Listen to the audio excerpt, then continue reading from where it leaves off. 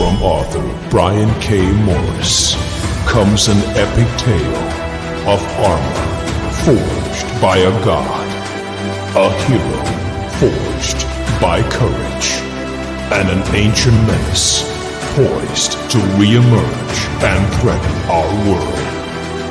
Vulcana, Rebirth of the Champion, is available on Amazon.com.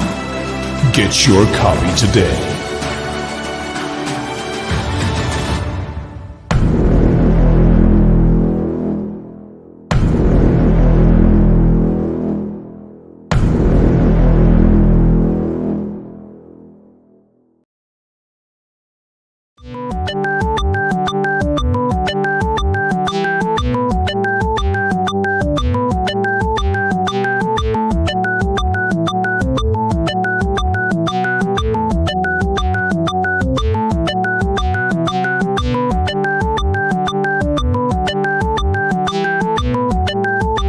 Seconds.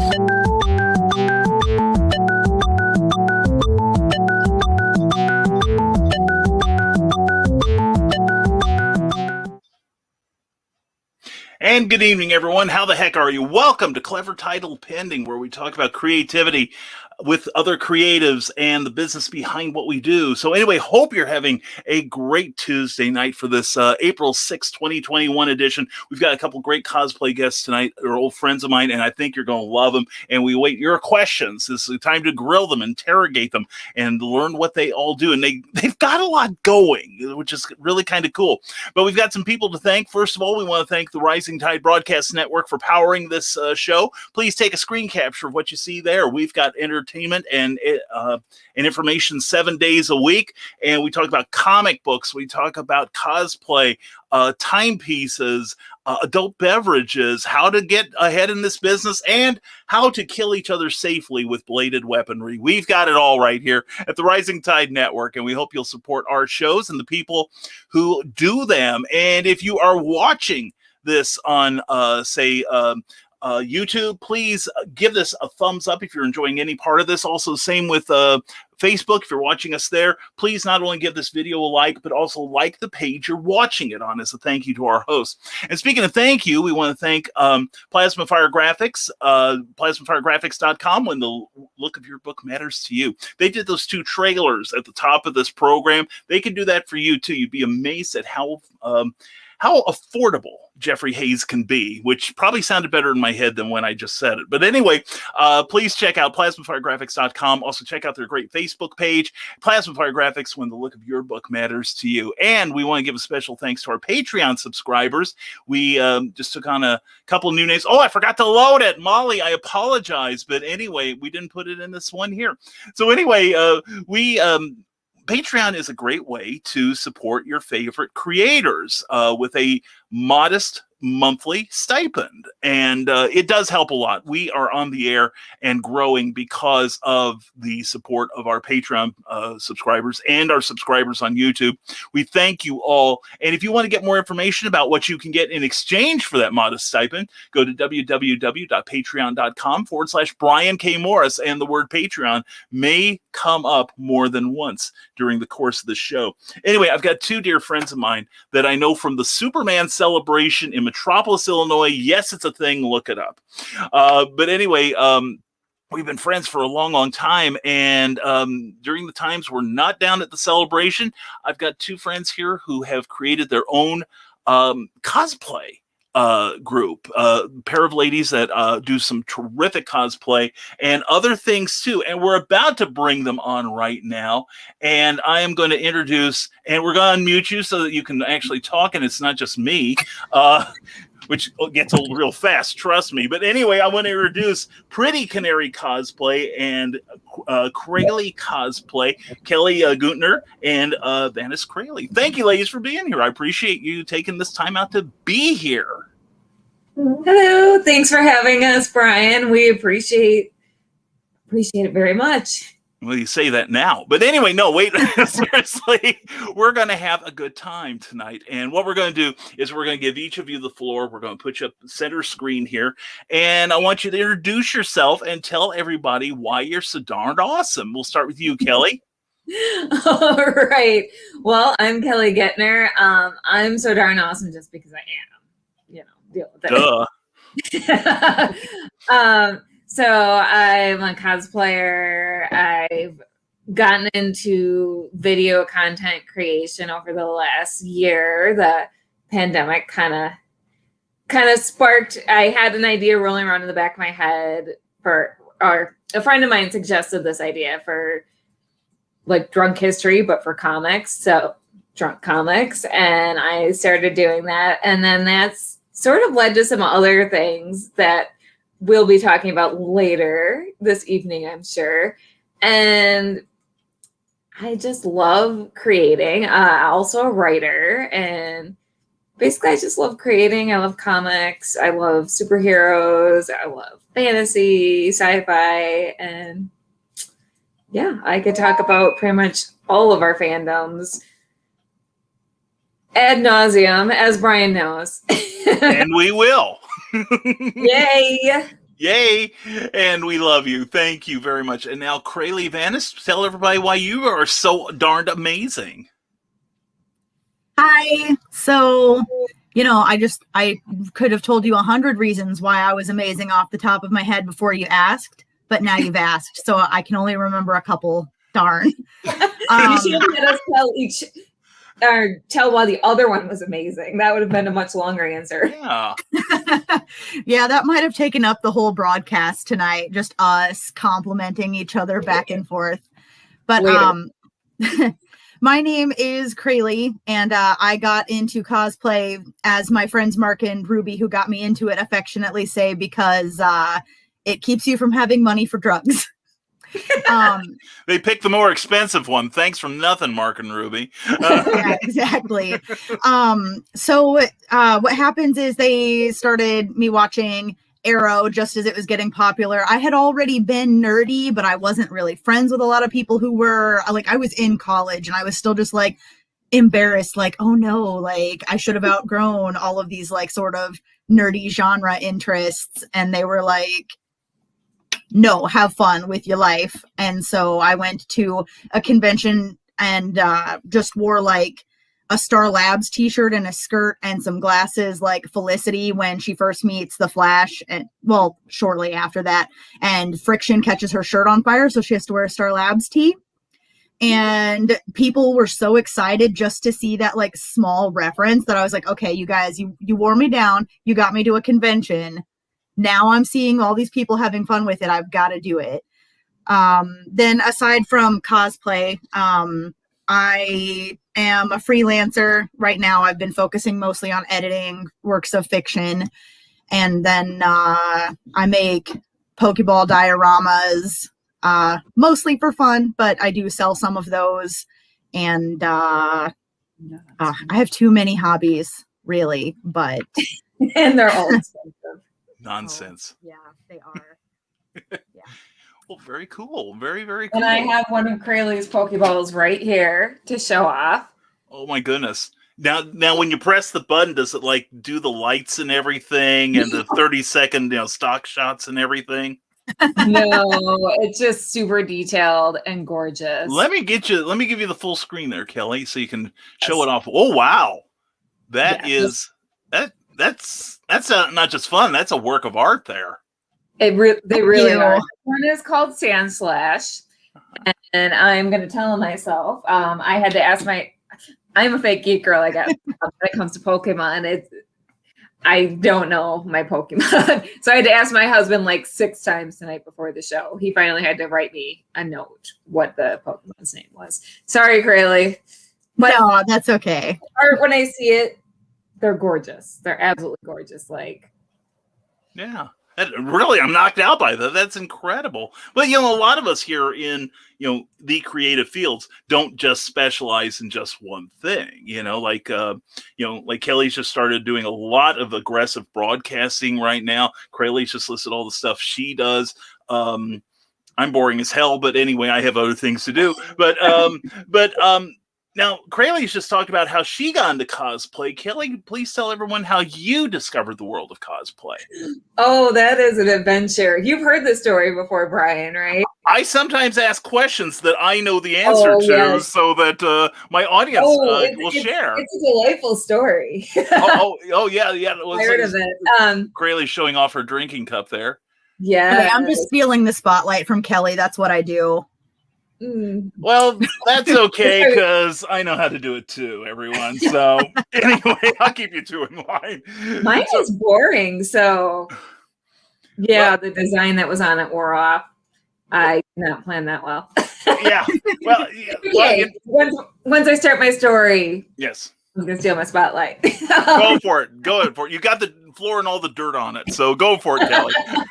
All right. So years and years ago, in a time before GPS,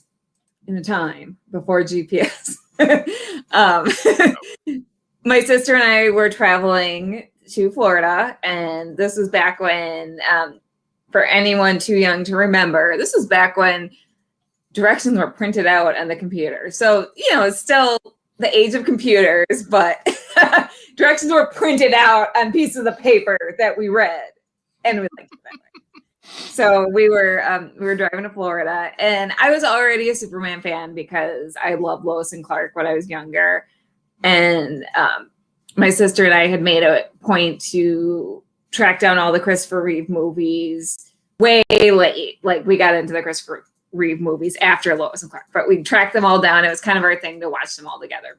Mm-hmm. We're driving down to Florida, and we get off course a little bit, and we need to stop for gas. It's like 2 a.m, and I see a sign, like a sign from the heavens.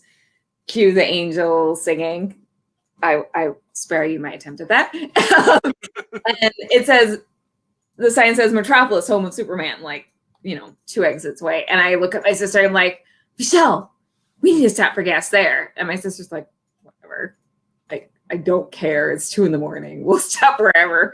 So we stop, and there's this magical gas station is how I describe it. Magical gas station right off the exit that has a bunch of souvenirs. And so we went souvenir shopping as we got gas, and I got this beautiful Metropolis Home of Superman mug, brought it home, and didn't really think much of it. And then, like, 5 or 6 years later, I'm looking at my mug, and I'm like, I wonder what else is there. I don't even know what gave me that inkling. Something gave me a nudge, like, whatever you believe in, fate, karma, higher power. And so then I started looking it up, and I'm like, hey, there's a celebration. We need to go. So we go, and I'd always loved dressing up for Halloween, and I'd loved dressing up as a kid, and I didn't know what cosplay was. I didn't know it was a thing.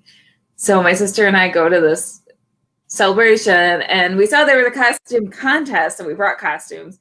But we're walking down the street the first day of the festival. The contest was the last day of the festival. And there is this amazing cosplayer down the street in a Flash costume. And I look at him, I look at my sister, I look at him, I look at my sister. I'm like, this is a thing you can do here when it's not Halloween and it's not a costume contest. And again, my sister looks at me like, I guess, I don't know. And I'm like, no, you don't understand. This is life-changing. These are my people. This is my home now. We need to go to the mall because the costume I brought was too warm for Metropolis, which is like, yeah, I don't know. Brian, is this a family-friendly show? It depends on what you're about to say.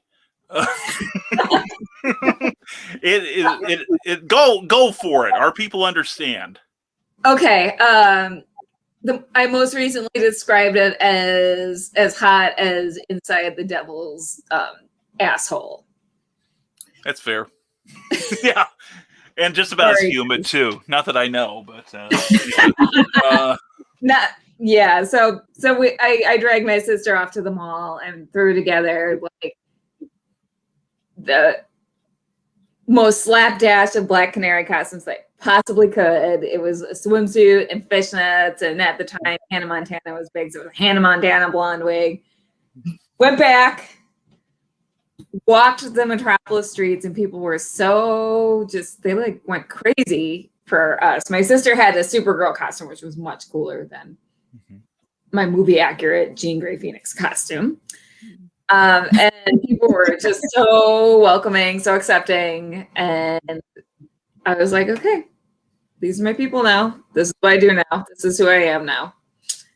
And then the next year I was determined to do more justice to Black Canary, pun intended.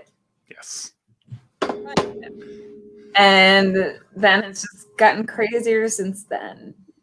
That's great. That is great. And speaking of crazier, there's our audience here, and we should say hello to them. Teresa Dunn, good evening to you. Mwah. Ted Davies Artistry. Ted Davies, a proud part of the Rising Tide Broadcast Network. Good to have you here. Check him out Thursday morning. He's going to talk timepieces at 10 a.m. Eastern. And Dan Hollifield of Stupid O'Clock. Glad to have you here, sir. Hello, all. And everyone's saying hello to us. See, I told you they'd ignore us. They don't care what we think. And Cindy Kep, you're going to get some jokes from this lady. She's going to give us some jokes for the end of the evening, so be prepared. And just when you thought it was safe, she's back. Mwah, Cindy, glad to see you. CKOEPP.com. Check out her free monthly newsletter. Carl Wisman, glad to see you. Carlene, always a pleasure. And Lou Motion, hello there. Thank you. And Nick Tucker, good evening. Clever Morians, and good to see you, Nick. Congratulations on leaving your job. And Cindy Kep says, everyone loves my moderately large business agreement costume at this fancy dress party. I'm kind of a big deal. I love it. Yeah, because Cindy and I met 2 years ago in West Des Moines at the Indie Author Book Expo there. And I think both days of it, she was cosplaying as the Fourth Doctor. She had the scarf and the whole 9 yards. And I knew at that moment we would be friends forever. And yeah, it is. It was really cool. And kindred spirit, love at first sight. Oh yeah. And Lou Motion, hi to all awesomeites, and Clyde Hall, who is 1/4 of Comic Book Spectrum Thursday nights at 7 p.m. Hi, Yeah, you guys know Clyde, right? Yeah, we know Clyde. He's our con dad. Yeah, he's great. In fact, I think I met him at Metropolis too. The year he and his wife Virginia were cosplay. I love the fact that they cosplay so many things that are just beyond the norm. They're not the latest TV show or movie or comic book, but they cosplayed as Ma and Pa Kent, and they had like a little rocket they had built with a little toy doll inside. It was amazing. And Ryan Permisson, good to see you, sir, fellow broadcaster. Glad to see us all here. And Cindy Kepley waving back at you, darling. And Ryan Permisson, share thank you. And Nika Luke, hey, Brian, cosplaying is life. Oh, yeah. See? And Bobby Nash, good to see you, Bobby. BobbyNash.com, and good to see you. And Molly Daniels, who I think is going to make it to Metropolis one of these days. Clean bill of health at the doctor today. The reason I can be here instead of watching on the slide from work. Okay. Some people sneak this show in. We support that. And sorry, Ryan. But we can't help it that Charles has so many books that such as this. Go to Amazon, buy them all now. And thank you very much. And everyone's talking to each other. And please, we welcome your questions. I saw some people you're going to want to say hello to. And hope to attend Superman Celebration in the future. Please do. You've got three tour guides right here. And love the Xavier School Thank you. By the way, Brian, congratulations again on the award for that book that you just brandished at the audience. Thank you. Thank you very much. I'm proud. I'm proud of the whole crew here. I'm so proud of you guys. Yeah, thank you. And issue number 2 is in the pipeline right now. And it's nice to have an award for something other than not killing another man. So anyway. Did you get awards for that? I got one for that. Damn. I'll tell you the story after the show, but it was my first produced stage play. And I didn't kill somebody who skipped 3 lines of my dialogue. So anyway, okay, no court to convict me. And Lou Motion says they call Brian Norse the Rising Tide. Call me Deacon Blues. And hello, beautiful people. Hello, Keisha Acuff. And hello, Nika Lux. Hello. Yes, lady cosplayer. Yeah. And Ryan has the first question for the night. And you both, I know Kelly, Crayle, you read comics too, or graphic novels, right? Or are you more TV and movies? Oh, okay. No, I'm both. Okay, I'm getting feedback. I was going to say, I wish I could show you my shelf, but it's like I'd have to walk all the way around this L-shaped desk. I've got myself like blocked in with shelves here. Oh, that sounds heavenly. Anyway, Ryan Permisson asks, what's your favorite X-Men graphic novels? Ooh. Who's going first? Crayle, I'll let you take this one first. Okay. So there's this wedding of Phoenix and Cyclops. It's like this thick, and like this much of it is the wedding, and the rest of it is like, crazy stuff happening before and after, and you've got like flashbacks and stuff, if I'm remembering even what all's actually in my like graphic novel versus what's in some of the original like single issues that I have. But I just think that Scott and Jean have this delightfully toxic relationship that I never got to see in the cartoons when I was a kid. They seemed so wholesome, and like it's just one giant soap opera with superpowers. And Jean Grey is one of my favorites anyway, and I like, the Jean Grey Resurrection comics that just came out, and there are so many Phoenix concerned comics that I like. The Death of Phoenix, each time it happens there, but I think my favorite is the wedding of Jean Grey and Cyclops, wedding of Jean Grey and Scott. Sorry, I switch back and forth between using their names and their superhero names, but it's so much drama and I love it. Excellent. Kelly, how about you? All right. Well, of course, the Phoenix Saga and the Dark Phoenix Saga are just all-time favorites. I recently read X-Men Black, and that's kind of a new classic to me. I absolutely love the mini stories in that one, and yeah, that one was really good, and I really loved. I'm not sure if it. So I read them as individual issues. I'm not sure if it was or what the names of the trade were, but I love the storyline, at least at first, with the young X-Men coming back, and I'm totally blanking. Children of the Atom, I think. Mm-hmm. The storylines are named so similarly. You'll have to forgive me. It's been a few years since I've read this one, and that one's really good. Oh my gosh, so many good X-Men. That's true. That is true. And Nika looks still excited that you ladies are here. We're excited you're here, my darling. And here's a familiar face, John B. Pica. Hey there, friends and foes. Hey, John. Good to see you, John. Check out Back of the Cereal Box, 9 a.m. Eastern, 8 a.m. Central on his channels. And sign for his YouTube page. Brian Rodman, good evening, Clever Morians. Question for the sisters. What is your dream cosplay? The cosplay to end all cosplay. Ooh. Oh my gosh. What's your ultimate? First, I have to think about this because I'm doing some of my dream cosplays this year. So, well, the one that I'm thinking of, because I think Kelly might not think of it, if I can read your mind enough to know what's not in there at the moment, maybe for once, is we might have an opportunity at some point in the next couple of years to make our own like silicone mermaid tails and be like real life mermaids.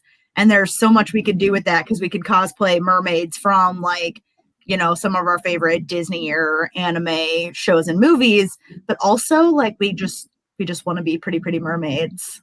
And those like life-size silicone tails that you like mold the scales into and like make your custom shimmer color pattern is like, it's going to be a huge build. So, some year, not someday, some year. That is cool. And don't we all want to be pretty mermaids? I know I do. Kelly, you've stalled long enough. What's your... That actually is what we discussed. And in addition to being pretty mermaids, we also wanted to be kind of like more scary mermaids, more true to the original. Like, that's true. We totally discussed that. But silicone is a beast to work with, so that's a ways off. So I'm actually doing some of my dream cosplays this year. So that's why this is a hard one, because so Batgirl, I wanted to be Batgirl ever since I was like 10, and that's happening this year. So I'm really, really excited. Cool. And I've also wanted to be Princess Leia ever since I was I don't even remember what age I was when I saw the first Star Wars movies, but younger than 10. And that costume, I cheated. I didn't make that one. That one's in the mail. And I am over the moon. I don't know where I'm going to wear it yet.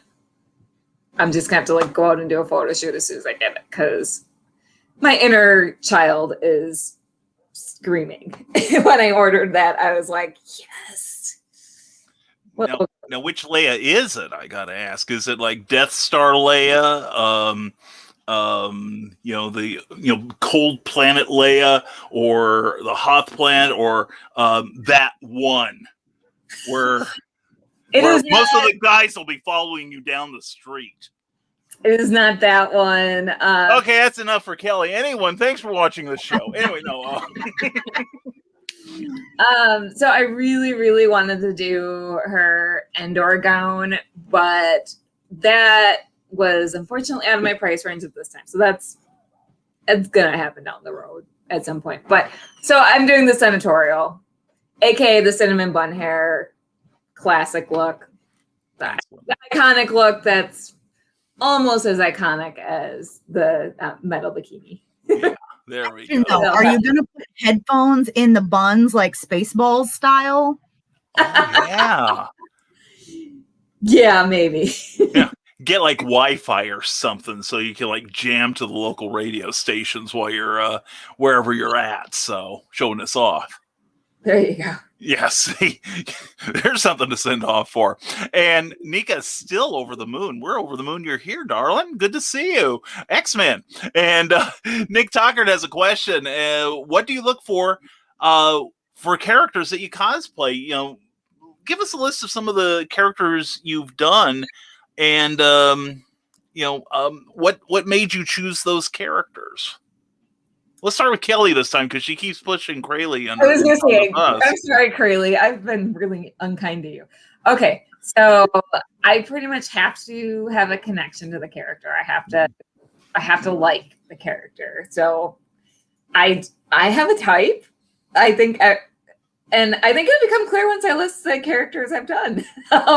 So Black Canary is my main one that I've done. I think we counted. Honey, do you remember how many? My husband's off screen. Sorry. Do you remember how many it was? Last time we counted, it was 11. Okay, last time we counted it was 11 versions of Black Canary since I started cosplaying back in 2008. Mm-hmm. And more versions are in the works. There are 3 versions in the works right now, 3 new versions. So Black Canary is my number 1 favorite. Phoenix, Jean Grey is another favorite. Obviously, that's one of the things Crayle and I connected over, which we'll tell that story later. Yeah. Rogue is one I'm working on. Huntress, the Helena Bertinelli version right now. Helena Wayne will come eventually. Basically, I like a lot of the strong female characters. I do Wonder Woman also. Mm-hmm. Wonder Woman's a favorite of mine, but she's also, I originally started doing her partly for charity purposes, but the more so she wasn't original, because a lot of times I like the characters that are a little bit lesser known. I mean, yeah, not quite not quite household words. Not quite household words. So, especially because like, if you do the characters that are household names, then you end up comparing yourself, because there's going to be a million Wonder Woman cosplayers out there. Mm-hmm. And when I started cosplaying Black Canary, this is going to make me sound like a hipster. I swear I'm not. When I started cosplaying Black Canary, there were like 2 other Black Canary cosplayers that I would run into. So it was easier to not compare myself when I was earlier. So I kind of liked doing the characters that I didn't see as much at the time. But yeah, mostly I just do characters that I connect with on some level. Okay. Very cool. Very cool. Crayle, how about you? So I asked myself 2 questions. One is, do I have to wear a wig to cosplay this? And sometimes question number 2 is less important if the answer to question number 1 is no, you can just be blonde with straight hair. But then the second reason is also like not to piggyback off of Kelly or anything, but I also like to have a personal connection. Every now and then I'll be like, I really want to challenge myself to make like this prop or this thing. Every now and then I'll do a costume just because a friend, Kelly, is like, I've always had a dream to do this photo shoot and I don't have this character. And I'm like, I want to help you make your dreams happen. But for ones that I'm doing for myself, 1, does she have straight blonde hair? 2, do I really, really like this character? So I am most commonly known, aside from my dark Phoenix to Kelly's Phoenix, which again, we'll definitely elaborate on that later. But I'm most known secondly as Wonder Girl. My second and third years at Metropolis, people who couldn't remember my name because it's a little uncommon were just waving at me from across the lobby of the hotel. Hey, Wonder Girl. Hey. So I do the Cassandra version, obviously, because she has straight blonde hair. Also, I love her. I love that she's like sometimes a tomboy, sometimes really girly, like always strong, but also like, you know, emotionally kind of a firecracker. I'm Wonder Girl. Okay. Like I'm not as strong as her or as fast as her, but like personality wise, I'm just like, yes, I will go home to my bedroom full of stuffed unicorns after I kick your ass. And I love Cassandra. Yes. There you go. Well, you can say ass. Shit, I don't care. Anyway, it's the late night crowd. We can get a little more adult, so it's all right, girls. But anyway, girls, women, excuse me, people. Anyway, I'm woke. But no. And what is it, Crayle? I think when you and I met, you were doing Liberty Bell, wasn't it? Yes, her Liberty Bell is amazing. Yeah, that was my first real cosplay after that like t-shirt and a skirt cosplay I was talking about. Mark was just like, so I have a character who I know you're going to relate to. And so one of the first comics I started reading as an adult was Justice Society of America, which made me feel like a huge hipster because none of my other friends reading comics until I started going to conventions and meeting more comic book nerds were really familiar with that one. Yeah. And so sometimes like at a smaller con, like maybe only 3 people will recognize me as Liberty Bell, but the 3 people who do are so excited. I've been told many times, this is the first time I've ever seen a Liberty Bell cosplay. And I hope that'll change with her being in DC Superhero Girls, as I think she's a teacher, right? I think so. Yeah. But so, and now hopefully little girls will start recognizing me, or little boys, or just little kids. But, yeah, that one's really exciting to do because even though I get recognized less, the people who do recognize me are so stoked. Oh, yeah. Well, you know, for the audience, they don't know this, but I used to conduct these demonstrations kind of where I would talk about the history of comics of a particular character or an era. And one time we did like I think it was the last one we did was on the Golden Age. And Mark told me I can get you a Liberty Bell. And I'm like, let's make this happen. Yeah. Yeah. I think that's how we met. It was. Yeah. I was very excited. So yay. See? And Rick Bradley, hello to you. Hello, Aaron Robrowski and Dan. Oh, Doc Savage fan here. Oh, we love Doc Savage. Hopefully he's coming back soon.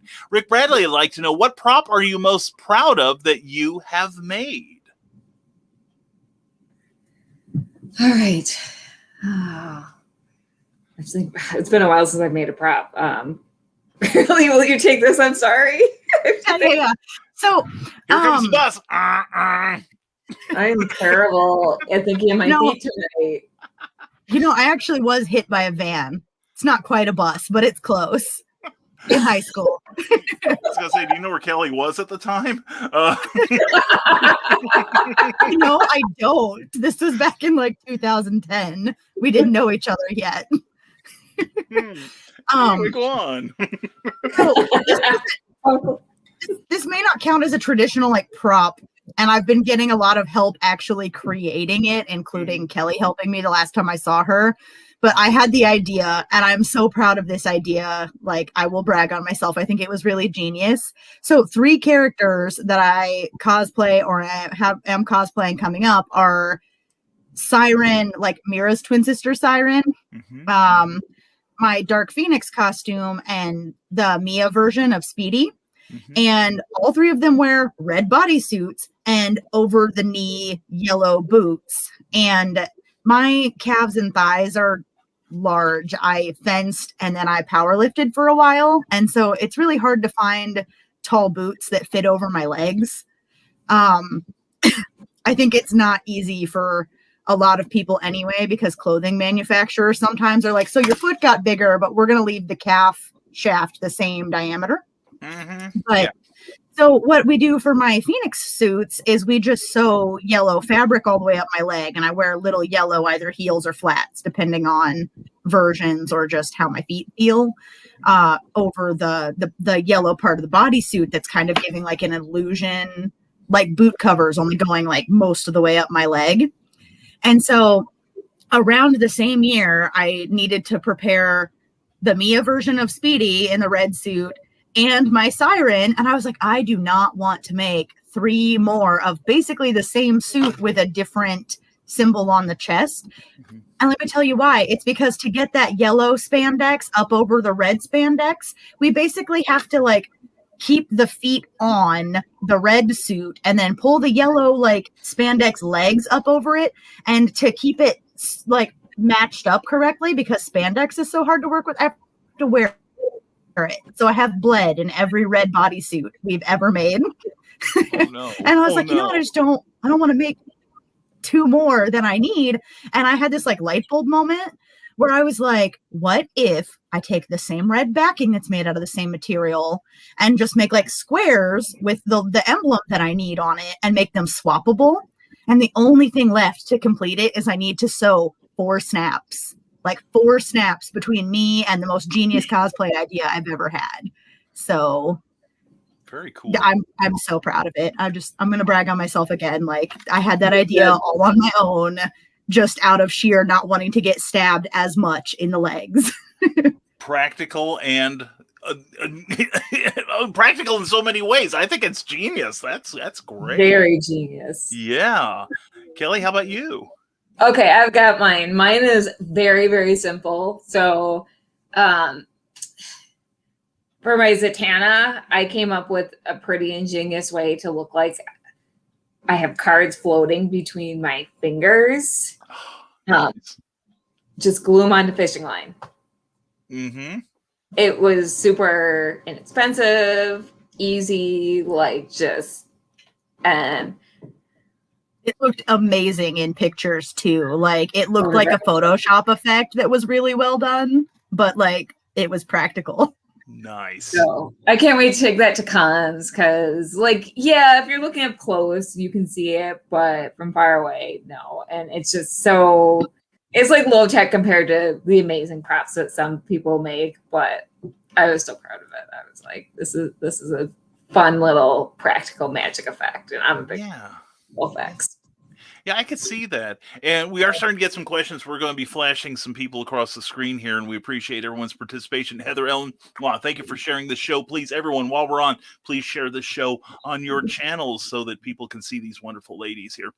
Now, what got you 2 together as the Phoenix Sisters? What's the story behind that? I'm sure everyone will want to know. Oh, yes. This is a fun story. Like we alluded to, it has to do with the Phoenix. What? Go on. So basically, as Crayle mentioned, I like to plan photo shoots, and I get pushy. No. Yes, I do. I'm sorry to anyone I've ever pushed into anything, but they all seem to like it enough that they haven't blocked me yet. So, you know. So I actually was friends with Crayle's friends, Mark and Ruby, first, and that's how I met her. And I like that. Thank you, Christian Basil. And so Hi, Varian. once I realized that Crayle had a dark Phoenix costume and I had just gotten my green Phoenix costume, I was like, we totally need to do a Phoenix versus Dark Phoenix. Like Required. So we were kind of new Facebook friends, but I have no shame. I'll ask anyone for a photo shoot anytime. Like if we have costumes that'll work, I'll be like, hey, let's do this. Usually end up making a new friend out of it. Obviously it worked out really well. So Crayle was like, yeah, let's do that. So we started planning like 6 months ahead of time. We just started planning this out. And then we're like sharing images of what we have in mind for it. And then I'm like, then this idea occurs to me because I'm really good at making things awkward. That's part of my charm. Or No, wait. Migraines was first, and then Kelly being super awkward was second.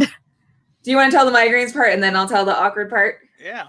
Yeah. Okay. So like, I was living in Colorado at the time, like literally more than a mile above sea level. So we were not working with the same barometric pressure at all. Cause I know what a lot of people's first comment is, but we had planned this photo shoot tentatively, and both of us would, feel the need because we all have super needy friends, right? Where we'd be like, sorry, we've been so like out of communication lately, like the migraines, like I had a really bad migraine yesterday, or I'm having like a horrible migraine today. I can't spend too much time on Facebook. And at some point, I think we both realized it like independently of each other. And I think Kelly's the one who brought it up to me first because she's a little less, back then was a little less shy than me. Cosplay is really, really bringing me out of my bubble. But one of us was like, uh-oh, we're having migraines on the same day a lot. And our main connection to each other right now is that one of us cosplays Phoenix and the other one cosplays Dark Phoenix. And like one of the first like warning signs Jean Grey had about the Phoenix Force was like horrible migraines, like in most of the like timelines and everything. So we were just like, should we be concerned? I'd be more concerned if I looked like a piece of asparagus, but other than that, that's an old reference, people. There's like You're 2 or all 3 people are welcome for laughing their that. butts off right now. I'm telling you. You're all welcome for not destroying the universe, by the way. Yeah. We could if we wanted to. I'm pretty sure now. I'm pretty sure you two could before you got together, but anyway, that's just me. Thank you for your faith in us. And along the way, we're also realizing that we think so much alike that we were starting to like practically read each other's minds. Like one of us would say something that would be like, I was just thinking that. And so now we come to how I make things awkward. Because I always love to do. Yeah, so Crayle had, he's her husband now, so I didn't manage to scare him off for her, so we know who's her. But at the time, it was a somewhat new relationship, like they were living together, but it was still relatively new. And I had the idea, so X-Men is a soap opera, so in the comics, Scott Summers cheats on Jean Grey psychically with Emma Frost, who dresses up because they're psychically cheating in his brain. You know. And Emma Frost is dressing up as Dark Phoenix, but with her blonde hair. We're not here to judge. I know, right? They are, actually. What was They're that? not even real people. What's the fun of not being able to judge them? That's true. That's half the fun. So I sent her this panel. Brian. I'm sorry, keep going. I'm trying to process this. Keep going. It's a lot. It's basically an episode of Maury Povich waiting to happen. I sent her this God, Summers, panel. you are not the father. This is not the storyline that gets the most Maury between Jean and Scott, though. Yeah, I know. Yeah, some of it gets downright weird. That's even by this standard. Oh boy, yes. Yeah.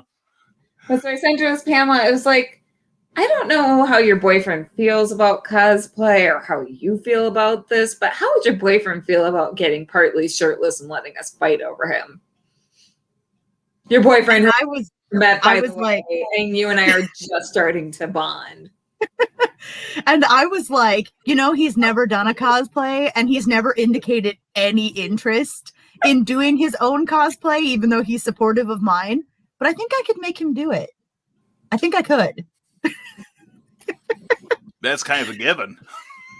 Spoiler alert, he did it. And again, Yeah. I didn't scare him off. Yeah. Kelly They're and wedding David. this last October, so Yeah, so Kelly and David met briefly in a hotel lobby one time. And the second time he ever met her, she was like, "Hi, nice meeting you again. Take your shirt off." This is the part for anyone who just now tuned in. You picked the right time. And I'm listening to the story thinking, that David should have probably the next day, Dear Penthouse Forum. I never thought this would happen to me, but so that's awesome. That is funny. see how everyone signs up to be in a photo shoot with me now. Oh God, yes. It is one of my unrealized dreams. Of course, I keep picking characters that nobody wants to do a cosplay or. Brian, I asked you. You're always busy with. I know. You're busy at Artist Alley. And John, that's awesome. Back of the Cereal Box has an Artist Alley booth. Woohoo! Good. Glad to hear that. And Carleen, yes, you should be at Metropolis. You and Carl would have a splendid time, and I know at least one person who can find you all the good places to eat. And let's see here. Here we go. We got a joke from Cindy Cap. The CW's Batwoman wore a red wig as part of her costume, but that was just a misdirect, a red herring, if you will.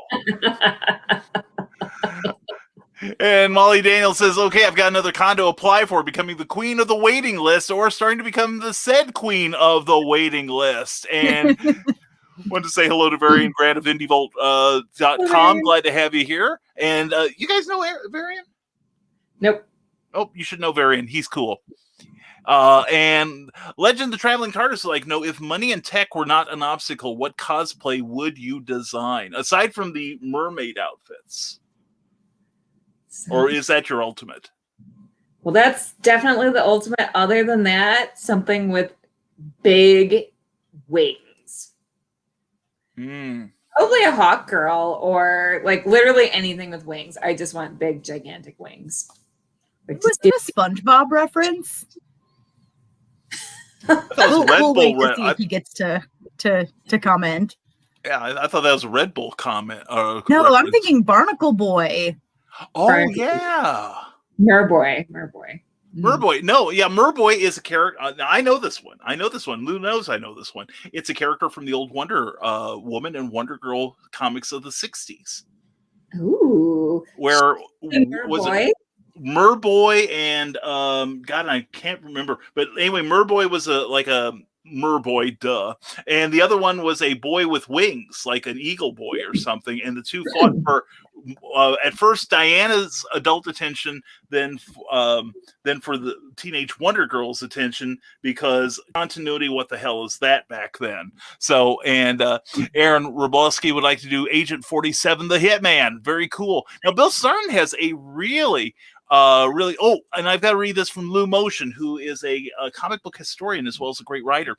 Cosplay has been around for a long time. I'm recalling a page from a Denny O'Neil, Neil Adams Batman with cosplayers in Rutland, Vermont, where old issues to see that. Yeah, the old issues of the Avengers and Batman and Thor, various comics.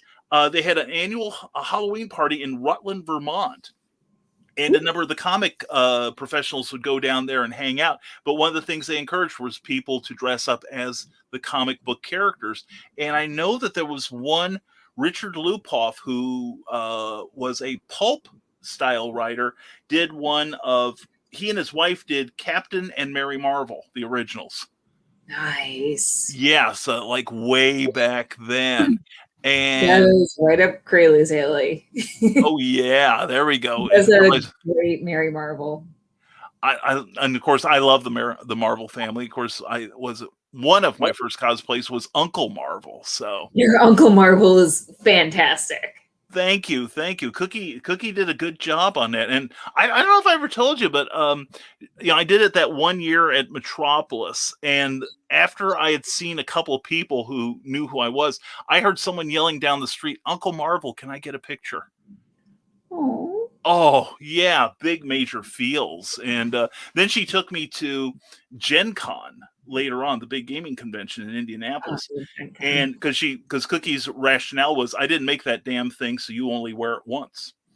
So I got in there and I went into the dealer's room in full Uncle Marvel regalia. And by the way, folks, Cookie hand sewed the wig that I was wearing. Wow, good for Cookie. She is amazing, and she will never do another wig for the rest of her life. She has promised me that upon pain of my death, which is why we recycled it for Mixed Jets Piddling. But anyway, we walked into the dealer's room, and we weren't there for, and I don't mean to make this about me, but it's a good story. Fine. But we walked in the dealer's room, we weren't there for even a minute, and suddenly I hear a squee. I love it. Oh my God, yes. And her name's Patricia Crayle, because we're still friends.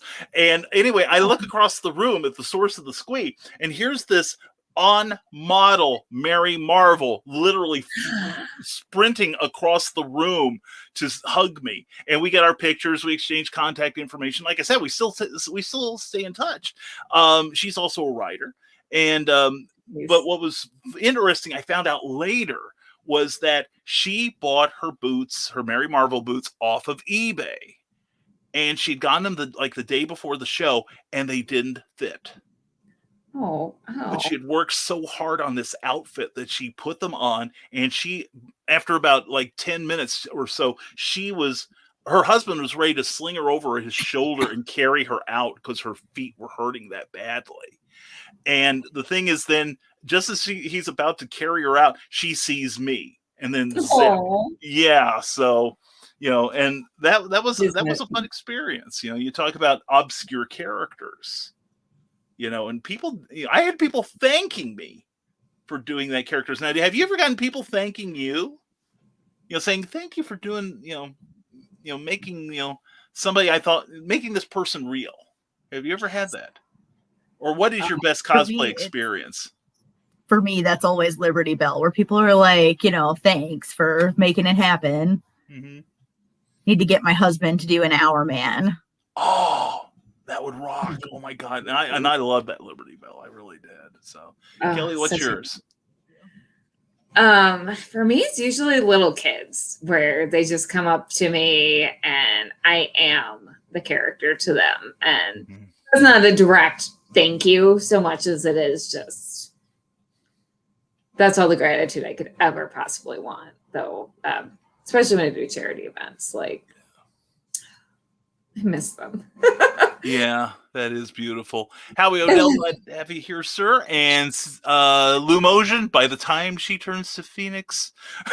So anyway, thank you, Jimmy Webb fans. And Cindy Cap asks, now, do folks generally recognize who you are playing? Now, we touched on that a little, but on the whole, they probably do, correct?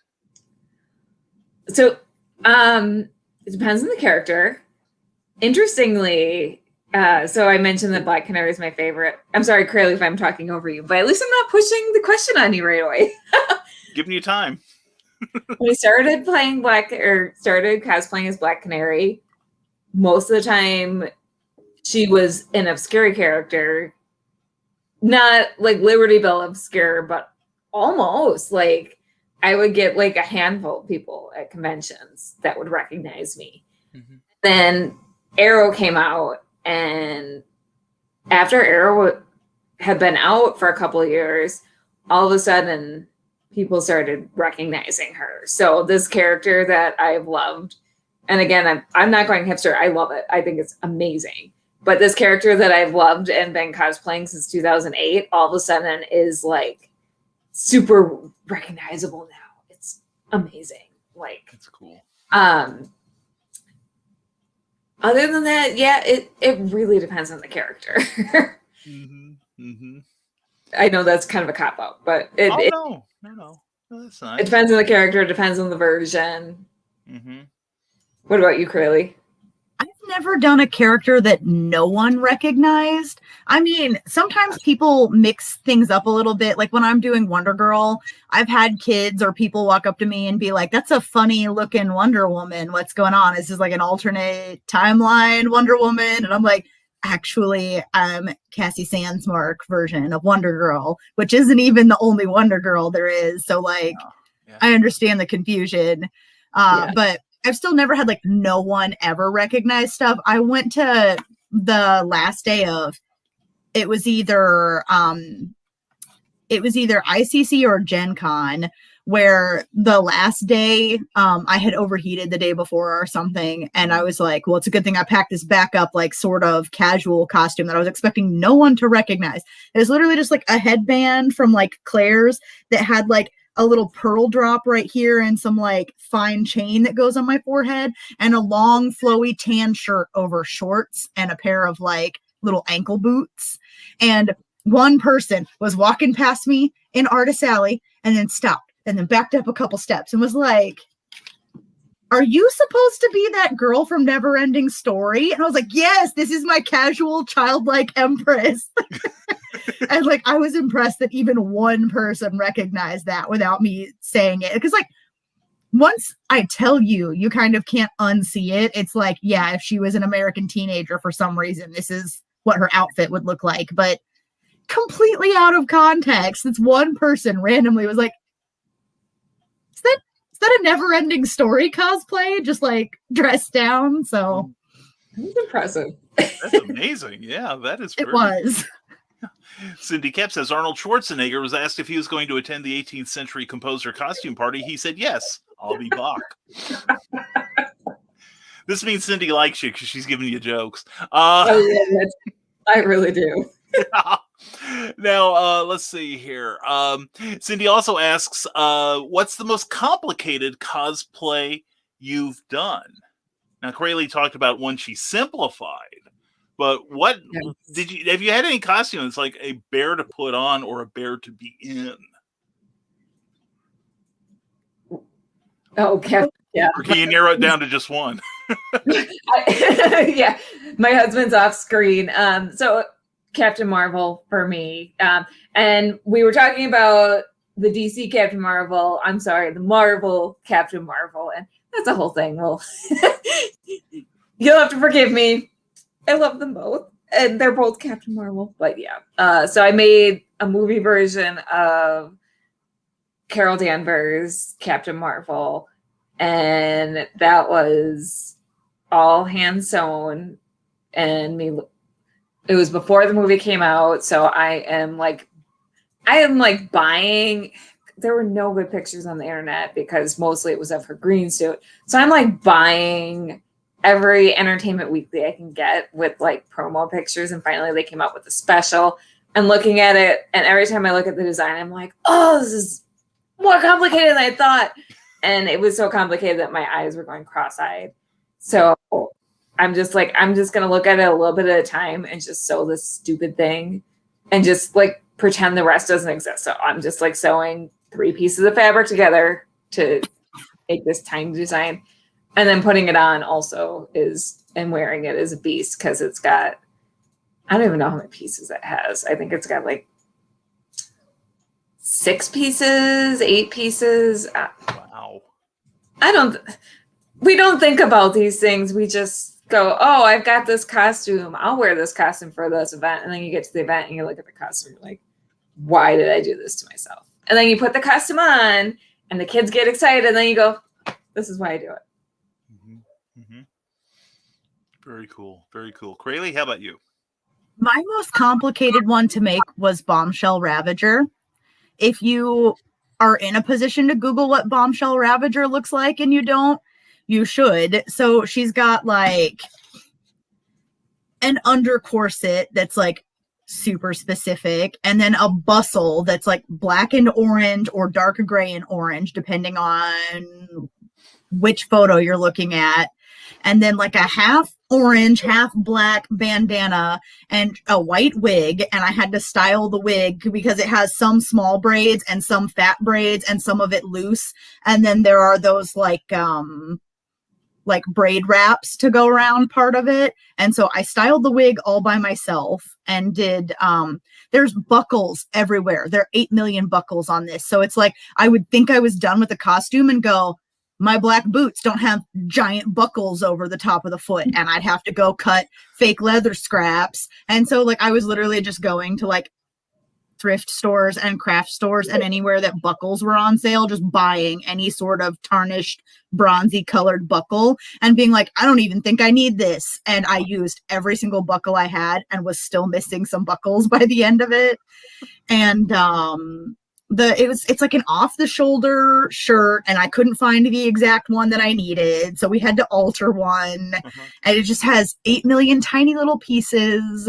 I ended up buying a Halloween store sword because by the time I was done sewing buckles everywhere, I was like, I am not making a craft foam sword that is exactly right. I'm not doing it. I can't. I have no energy left. And then putting it on takes like half an hour because there are so many pieces. And it's like, oh, I forgot my eye patch. Oh, I forgot my like pirate hoop earrings. Oh, hold on. Let me put on these like gloves with buckles on them. And then the one photo shoot, the photographers had a camera issue, so those pictures do not exist. Oh no. Oh no. Hope you Also find a reason to put that back on and the time.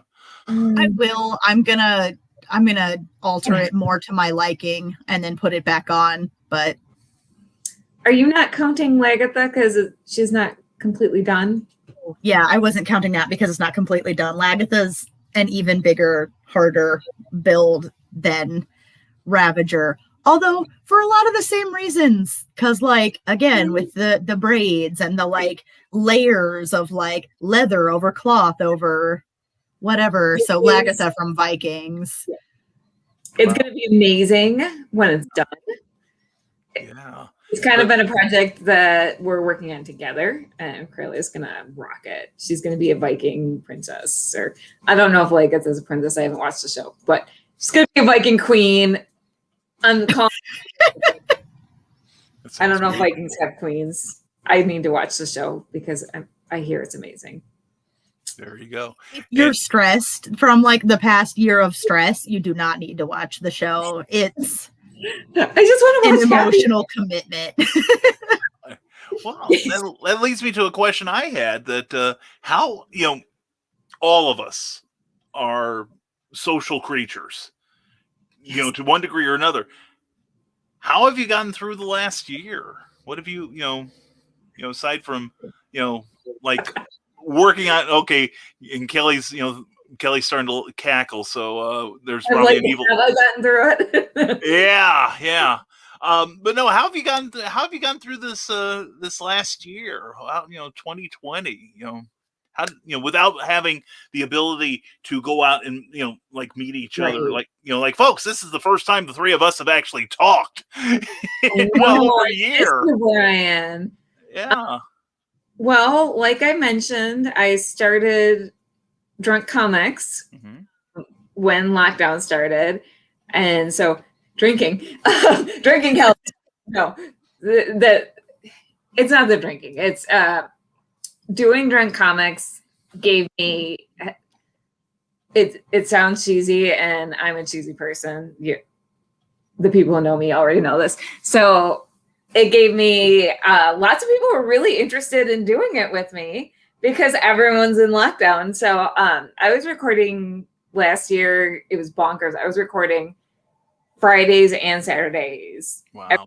Pretty much. I was like, I went from drinking once a month to I'm like, why did I agree to drink this much?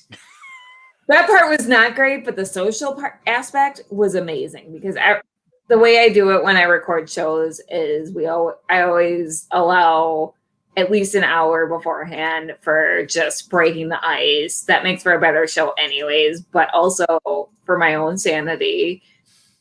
And it's just more fun. And so that social time, that face-to-face video chatting time, has been amazing. It's really kept me sane. And so if anyone's out there who's been on Drunk Comics, thank you for keeping me sane-ish. You're welcome. Heavy on the ish. Yeah. And then Crayle's come down a few times to help with the kids, because she comes down and helps out with the kids anyways. And so then she just has to, like, we take our quarantining pretty seriously, where she quarantines for 14 days beforehand. And so I've gotten to see her a few times, which has been just a gift. So That's kept me sane too, considering that I was supposed to have a wedding that 150 people were already invited to last year. And then we were trying to figure out how to shrink it a little bit, and then shrink it a little bit, and then shrink it a little bit. And then finally 6 weeks out, I was like, I'm just not comfortable for a number of reasons, having this be anything other than like our bridal party and some very immediate family outside in the woods. So like, I had to replan my whole wedding in 6 weeks, and thank God my dad's fiance ended up paying for most of our like second smaller wedding, because we had already paid for everything for our big wedding. Like, and so now we're having a big reception sometime. They let us push it out, and hopefully that's going to be like this fall, a year from when we got married. But like, I had to like replan a whole wedding in 6 weeks. There was a lot of crying and a lot of like internet, or thankfully with Kelly, I got to see her a few times in person, even though it took some doing, just relying on, you know, my internet friends and being like, I need to type an 8,000 word essay about how much it really sucks to have to make all of your centerpieces by yourself, even though the wedding's only, you know, 1/10 the size it was before, or smaller. I don't know. I can't do math right now, but, or ever actually. But like, still, I was supposed to have like my bridal party all around me. And thank God there were people who were willing to read and respond to like 8,000 word essays about how super unhappy I was about things like that. So, Well, I'm glad you Yeah, both got through it. Yeah, what a challenge, man. On a lighter note, though, Cindy kept asking, did you hear about the dog who tried to dress up as a cat but got sick at a Halloween costume party? He said he wasn't feline. Well, I guess he was sick as a dog, huh? oh, look out. We got some competition here. And Nika Lux, who's a friend of mine from the Champaign, Illinois area. Nika, I miss you so much. Hi, I cosplay Disney villains. I've done Maleficent so many times, the OG Maleficent. She's all green. It takes forever to put it on. So my question is there an easier way to do makeup like that when you're a solid color? Yeah, we don't do a lot of that kind of makeup. I wouldn't call it easier, but I've heard a lot of good things about airbrushing. I keep wanting to invest in one, and I don't think it cuts down on the time so much, but it definitely once the airbrushing is on, it's on. But Nika, please share a picture of your Maleficent. She's my favorite. Like, oh, I love Maleficent so much. I did a little like updated evening dress Maleficent last October, and posted some pictures of that and have fun with that. But she's on my list. That's great. The OG version. Oh yeah. Crayle, you have any tips for my friend here? No. So I actually don't get to do a lot with body and face paints, because so many of them have like latex or other like natural rubber products in them. And I have a really severe latex allergy. Like sometimes I'll walk into a booth at a really big convention and I have a sensitive nose, so I can smell when there's a lot of latex right away. And I'll be like, I think they're selling a lot of latex props and masks and stuff in here, and like turn around before I accidentally touch anything. Yeah. And like, yeah, so I actually tend to do a lot of things where I'm like, how do I do like a suggestion of like face or body paint? So for instance, whenever I do versions of Harley Quinn where normally I would be painting myself from like my hairline as far down my chest and like part of my arms and stuff, instead I've done things where I'm like, well, this seems in character for Harley, where I take liquid eyeshadow and make like a giant white diamond on one eye and then have like my eye makeups like backwards from each other, which one has red and which one has black on top and bottom or things like that. So I'm actually constantly trying to find ways where I'm like, how do I suggest a body paint or a color or something like that without having to put body paint on? So well, I can sympathize with that because I did Brainiac one year for the Superman celebration. The only thing I can start is give yourself lots of time. That's the only thing I can suggest. In my case, watch something, like find something to watch while you're doing it, or a podcast to listen to. Yeah, or get a friend. I had Cookie helping me apply green makeup, so made showering interesting. You know, looked like I murdered Kermit the Frog when I was done. But now we've got kind of an answer. We got it from Crayle, and the most obscure character that you've portrayed would be Liberty Bell, correct? For you, Crayle? Yes. It was Casual Childlike Empress, actually. That's right. That was even more. All right. Okay, that's right. That's right. And Kelly? Ooh. Crayle, what is my most obscure? I am just brain dead today. I'm going to tell a story. I'm going to tell myself again. I'm so brain dead that I went to go vote and I got in the wrong line because I forgot where in the alphabet G is. I feel better about myself. So much better. You should. You should. It was just a long day at work. Thomas, can you think of what my most obscure character is?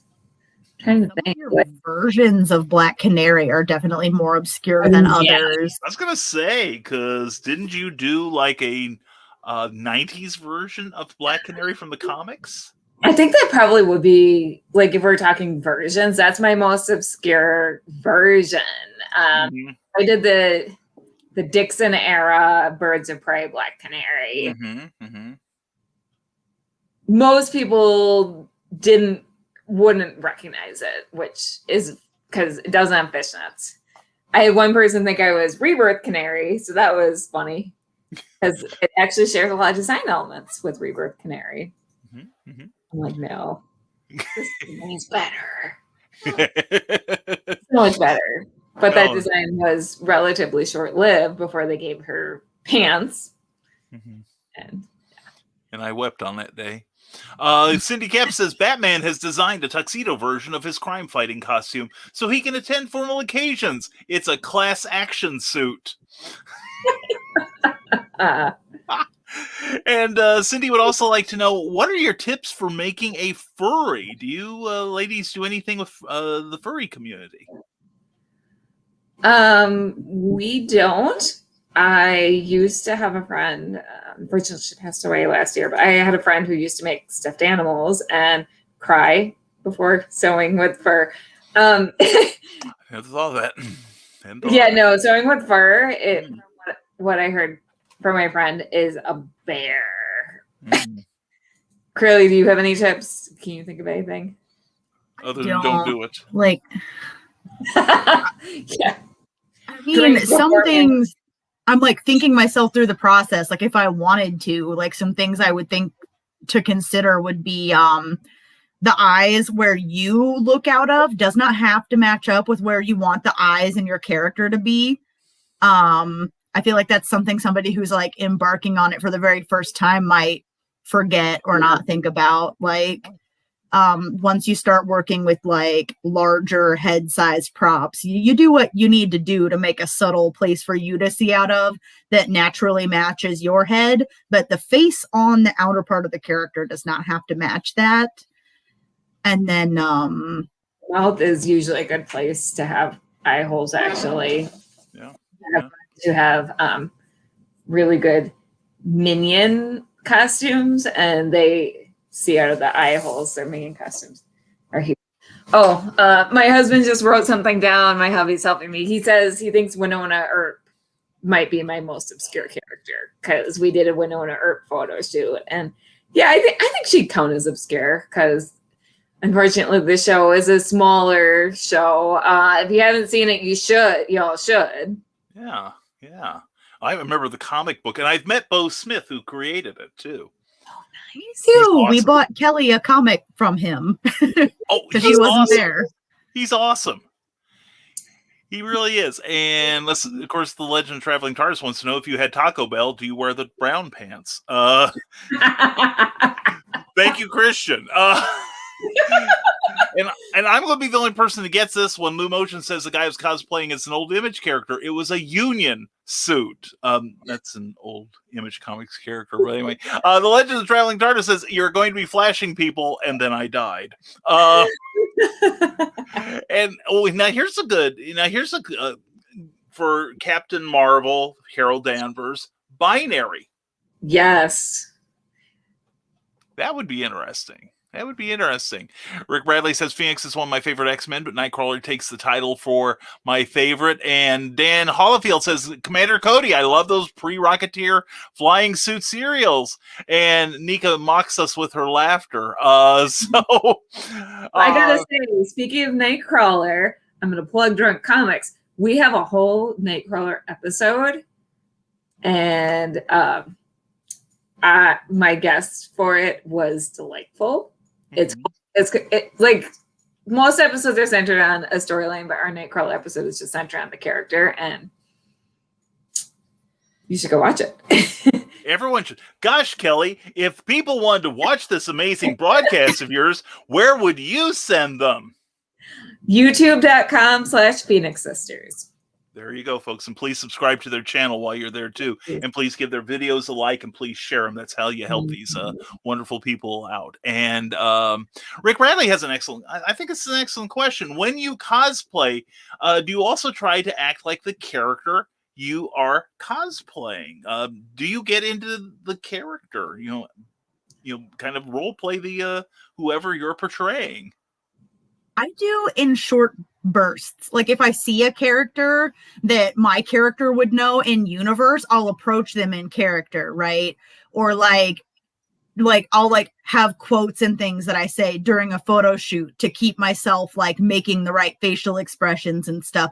But I can't do it all day walking a con floor or something. It takes too much concentration, but I definitely like to throw it out there whenever I can, especially if I see someone else where I'm this is a connection point. That helps me get in character, just having that outside prompt. Mm-hmm. And how about you? Yeah, I'm about the same as Crayle. One thing I will say that I really keep in mind though is when I'm dressed as a comic book character out in public, I take that really seriously in that I'm not going to be swearing or drinking, especially if I could be observed by kids. Kids don't need to see Wonder Woman doing that or Black Canary.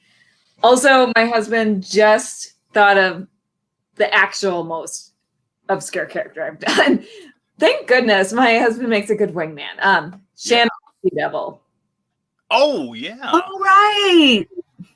I have a very, very dear photographer friend who goes to Metropolis every year, and he also helps me make my group photo shoot dreams come true. So one year he told me he very politely was like, well, it's my dream to do a Shanna photo shoot. I was like, well, damn, I'll make that happen for you. It's literally just a few scraps of fabric and a bone necklace and red hair. Let's do it. I was going to say, how did I miss this? No, that is a really obscure character, but I like that character too.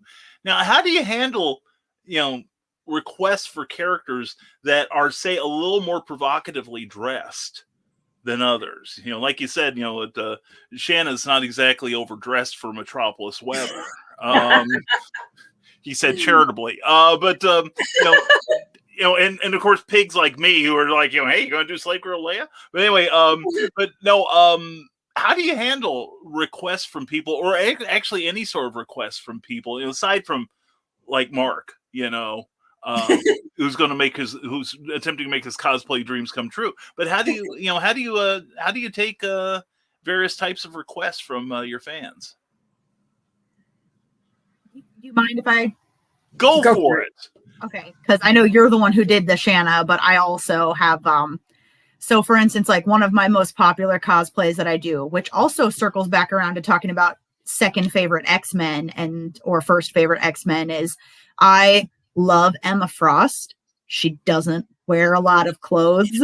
So, I have done my own variations that are like a little more in my comfort zone. Like sometimes I put like a pair of white Spanx over like the lower portion of whatever that covers a lot more than like White Queen version where she's wearing like it's like a white G-string in some of those panels. Let's just call it what it is, And so if somebody's going to request something like that, then I'm like, cool, but I'm not going to go any further than I'm comfortable with. And so like, then one of the requests that I got for Emma Frost was surprisingly not super focused on like how little she wears. It was a cover that she and Scott were in where she's standing behind him and holding her hands over his eyes, and there's like red glowing between her fingers.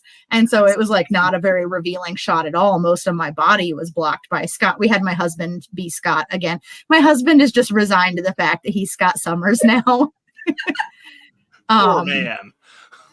Oh no, I have to wear corsets and bodysuits and like lean on him in photos. He hates it. Oh, I can. Yeah. Mm-hmm. That's what he's telling you, huh? We got to have a talk. But Kelly, how do you know what? This might be one thing that I don't like know exactly what your thoughts are about it already. How do you, aside from when Mark approached you about doing Shanna? Quite honestly, I feel like you and I don't get creepers requesting things. Knock on wood, this is not an invitation. I've got a list. I've got a list, guys. Sorry.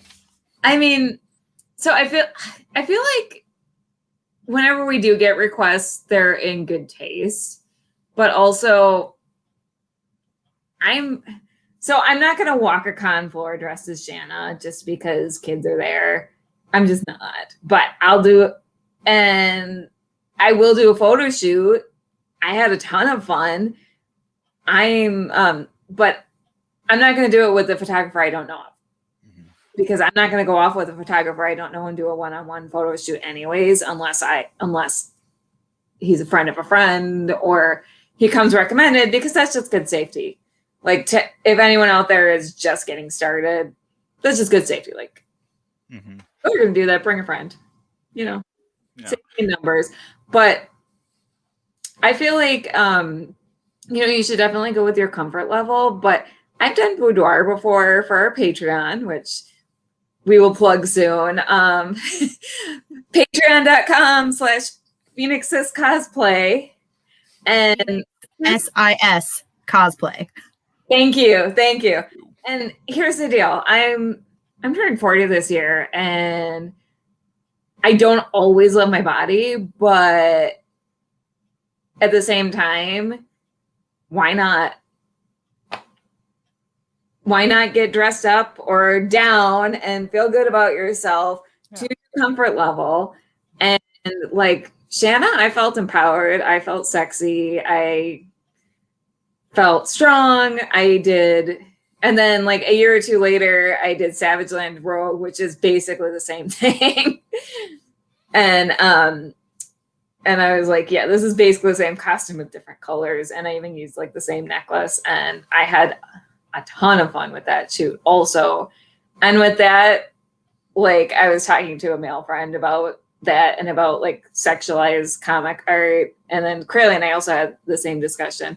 And the thing about that, okay, so it's ridiculous that when the X-Men go to the Savage Land, all the girls' clothes somehow get shredded off. But the artwork there, they're not like shrinking away. They're not like in compromised positions. They're strong. So yeah, the costumes are ridiculous, but the artwork is like strong, sexy. I don't know. So I really love that costume. I unabashedly love the Rogue costume. I unabashedly love Shanna's costume. I have fun with it. Like, why not? You only live once. You only get one body. Celebrate it. Very good. Very good indeed. Bill Sartin says he once cosplayed Batman 89 in a very expensive form-fitting costume for his 9-year-old daughter's Halloween parade at her school. After finding out that he was not only a hit with all the kids, but also their moms, boom chicka wow wow, I was not allowed to wear that Batman costume again. That's okay, Bill. My dad wasn't allowed to go to my high school ever again after like my high school orientation. A teacher's aide was holding a milk crate full of clipboards and walked into a wall with it. So I feel your kid's pain. Ooh, ow, yeah. Eek. And Louis Launer, good to see you tonight, and said very few have done my favorite Marvel character, Firestar. I think it is because of the red hair. I've only seen a couple of Firestars over the years. DJ Spider Cosplay, Louis, if you haven't followed her yet, she does a great Firestar. Mm-hmm. She's one who does a lot of great lesser known characters. Like, she's my idol. I think I'm familiar with her. She is cool. Rick Bradley says, is it bad that when Crayle was describing her casual cosplay headband, I thought Childlike Empress, amazing movie. Wow. Not bad at all. Like, that's impressive. Yeah. That is. And Nika Lex says, thanks for doing this. I got to go. Y'all have a great night. Nika, you're long gone, but thank you for being here. I missed your purple lipstick. And Lou Motion has a suggestion, Miracle Woman. Ooh, I am not familiar with Miracle Woman, but now I need to learn about her.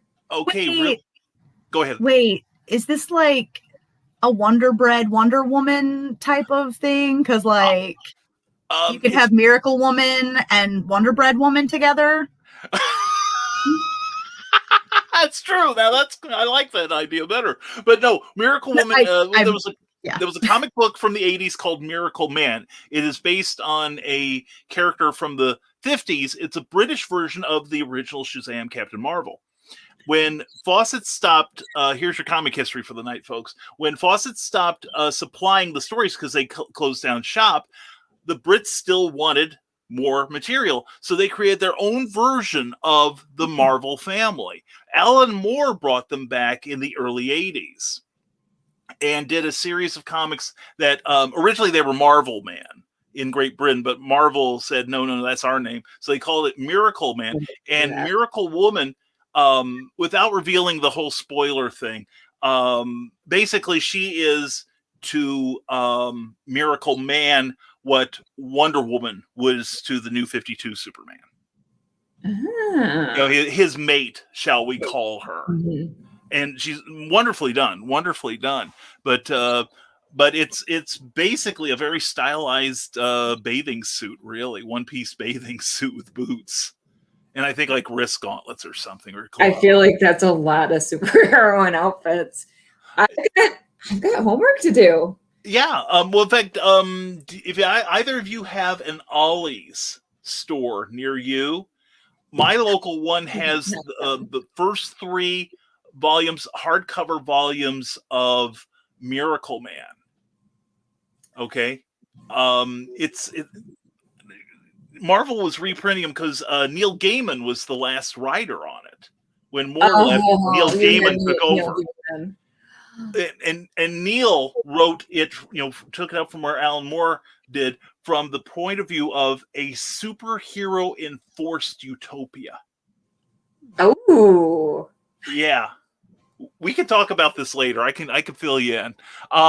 Rick Bradley says the buckles made me think of not wanting to cosplay as a 90s mercenary character. I couldn't afford all those pouches. All those pouches and no feet because a certain 90s artist could not draw feet. Yeah, or telephones, rotary phones. I'm still pissed off about that. Anyway, Louis Launer says I missed the conventions and other events. The last cosplay I attended was in 2017. Well, shows are starting to come back. I will say that. I've got a show, in fact, at the end of this month in Hannibal, Missouri, Big River Comic Con, the 23rd and 24th. Please check out my shows, and we'll be giving you that address, or sign up for my free monthly newsletter at risingtide.pub, #always promote. So anyway, and the kids really dig the comic events, as well they should. Back of the cereal box, John B. Pike, glad to have you back. During COVID, do you know cosplayers who lost interest and moved on to something else?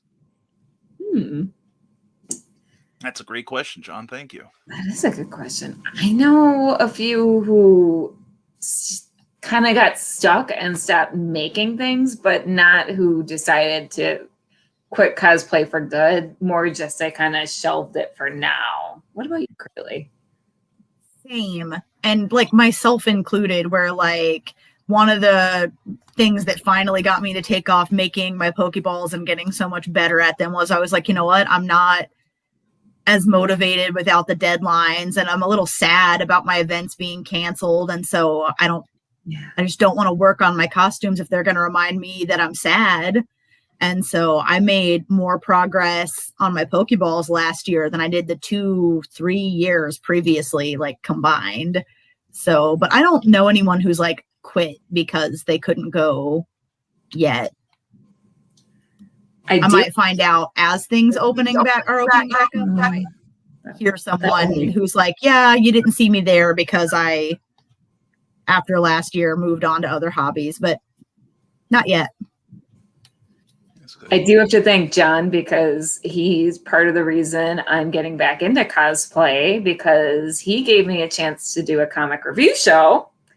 And I had the idea to do it in cosplay, which sometimes when I'm tired, because it's a weekly show, and I'm like, really, I have to get in costume for like a 5-10 minute show. And I'm like, why did I sign up for this? But I'm really enjoying it. I'm really enjoying getting back into dressing up and having a reason to dress up again. And then I'm starting to work on new costumes because I'm like, okay, well, there are all these books I want to read, but I want to have a costume to go with it. Mm-hmm. Got a bunch of new costumes in the work. And you can find that show at Back of the Cereal Box, which is on the screen. It's called Back Issue Breakfast Club. And I review comics every week. And they're from, sometimes they're new comics, sometimes they're old comics. I've been trying to dive into some older comics, but, you know, occasionally I'll highlight newer comics too. So just cool. All over the place.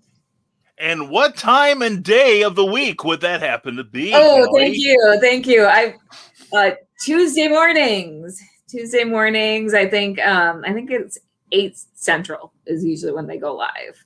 Okay. All right. Very good. Very good. I'm going to train you to promote yourself before this hour is up. I'm telling you. Back Cereal Box asks, what's your advice for a 6'2", 245-pound man who needs Spanx for a Harley Quinn cosplay? We don't care, John, that you like to be spanked. That's a whole different thing. I'm just thinking. Anyway, what's your advice, ladies? Compression wear.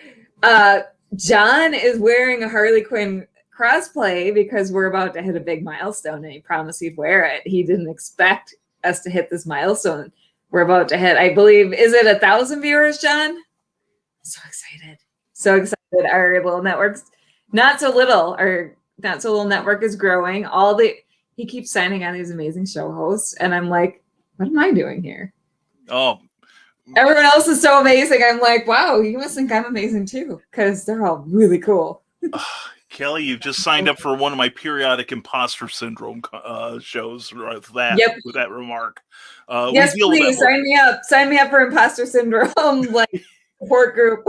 Yeah. For real though, if you're looking for like clothing items that typically aren't sold in the size that you're in, there are like, it's more expensive, but if having somebody who like tailors something to your size, or buying a different article of clothing and getting some help with somebody to actually like pin it in place and alter it on you is going to make you feel so much better, because mainstream clothing manufacturers just do not care about our self-esteem. And like, you know, I guarantee everyone has tried something on before that they thought was in the size they're supposed to wear and still felt horrible. And once you make like even minor alterations to clothes, like you have to remember TV show characters and movie characters, even if it's like a low budget TV show, most of the clothing gets bought in a larger size than the actor or actress wears and then tailored to their body. So like, if you're uncomfortable, like find somebody in your local community who can help you start learning how to do that. And you're going to feel so much better and be more physically comfortable when the clothes that you wear fit you better. That's super advice, really, because the 3 most comfortable shirts I own, being somewhat pear-shaped, the 3 that I love the most are the ones Cookie made for me, because they're made to my dimensions. So it's super advice, as opposed to like a shirt like this, which is comfortable, but it's, it has to be like a couple sizes larger because of, my neck and everything, because I'm fond of breathing. I know, I'm so selfish. Anyway, Rick Bradley says, Kelly, I'm there with you on the brain fog. Hello, Eric Hawkins. Hi. Eric is a comic book creator and also a part of our crew on the Comic Book Spectrum Thursday nights at 7 p.m. We review comics too. Maybe I don't do as well as Kelly, but what the heck. And William Quinton, good to see you. Do wonderfully. Oh, thank you. I wasn't searching for praise, but no, tell me more. Anyway, no, seriously. Molly Daniels says, my hubby is a fan of Winona Earp. And Rick Radley Your says, hubby has good taste, Molly. Yeah, seriously. The comics. Yes, you do, Rick. It's delightful. Yeah. And let's see. Yes. I got it. And then we did have a comment dump. You'll learn what the comment dump is soon enough, Kelly, if you're working with StreamYard, if you haven't already. Bill Sargent says, repeating his question, if you could cosplay a real woman from American history, who would it be and why? Ooh, that is a really good question. Oh my gosh. In my case, no. No, do you hate women, Brian? No. I love women. I really do. I married one, in fact. Or she married me. It depends on who you ask. or she took pity on a dumb animal. But anyway, back to Bill's question. Is there a character from, of course, how many real life historical characters like wear like superhero costumes, to be honest? I kind of did this in high school. We had assignments in one of my classes where we were covering the Harlem Renaissance, and we all got assigned like real historical figures. We had to dress and do our hair like them, recite some of their works, or like, if you knew how to play an instrument, which like I don't. I ended up doing Zora Neale Hurston, who is an author from the Harlem Renaissance, and you should look her up sometime. I hate that I can't remember the titles of her works right now because I enjoyed them a lot, but I was in high school more than 10 minutes ago. So details are a little foggy, but I was really happy to do that. Like, she was an interesting person who had great work. And I was just like, now how do I pin my hair up in this 20s style when, I don't do anything with my hair normally, but I would love to see pictures of that. Yeah, ditto. I don't know where they are. Oh boy. The Unsinkable Molly Brown would be fun. There you go. There's a lot of really amazing women throughout history. Like, it's hard to just choose one, but that's also a fun time period. So that's true. No, that's a great question. It's a great question. That is a really good question. Thank you for repeating it, Bill. Yeah. And Legend of Traveling TARDIS asks, have you ever cosplayed anything Doctor Who? And if not, tomorrow is a good day. It is. Oh, I do love Doctor Who. I have not, but it is on the list. I would do Donna. I was just going to say I was going to do Donna. We can both do Donna because Donna's smart enough to clone herself and just, yes, we can have twice as many hands and brains to get stuff done. I Donna mean, style. we do cosplay the same character. Well, one of you would have to get a wedding dress, I think. Yes.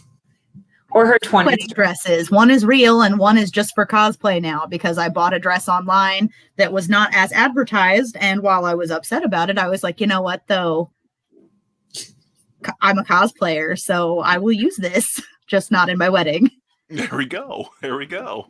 And then her actual wedding dress, speaking of the tailoring, her actual wedding dress was stressing her out because she ended up losing a bunch of weight because she's the reverse of what we all did during COVID. She lost a bunch of weight and her actual wedding dress did not fit her properly. And so she's really stressed out about it. And so I tailored it for her. And then Good. because she was like, I don't like it anymore. And I'm like, well, bring it to me.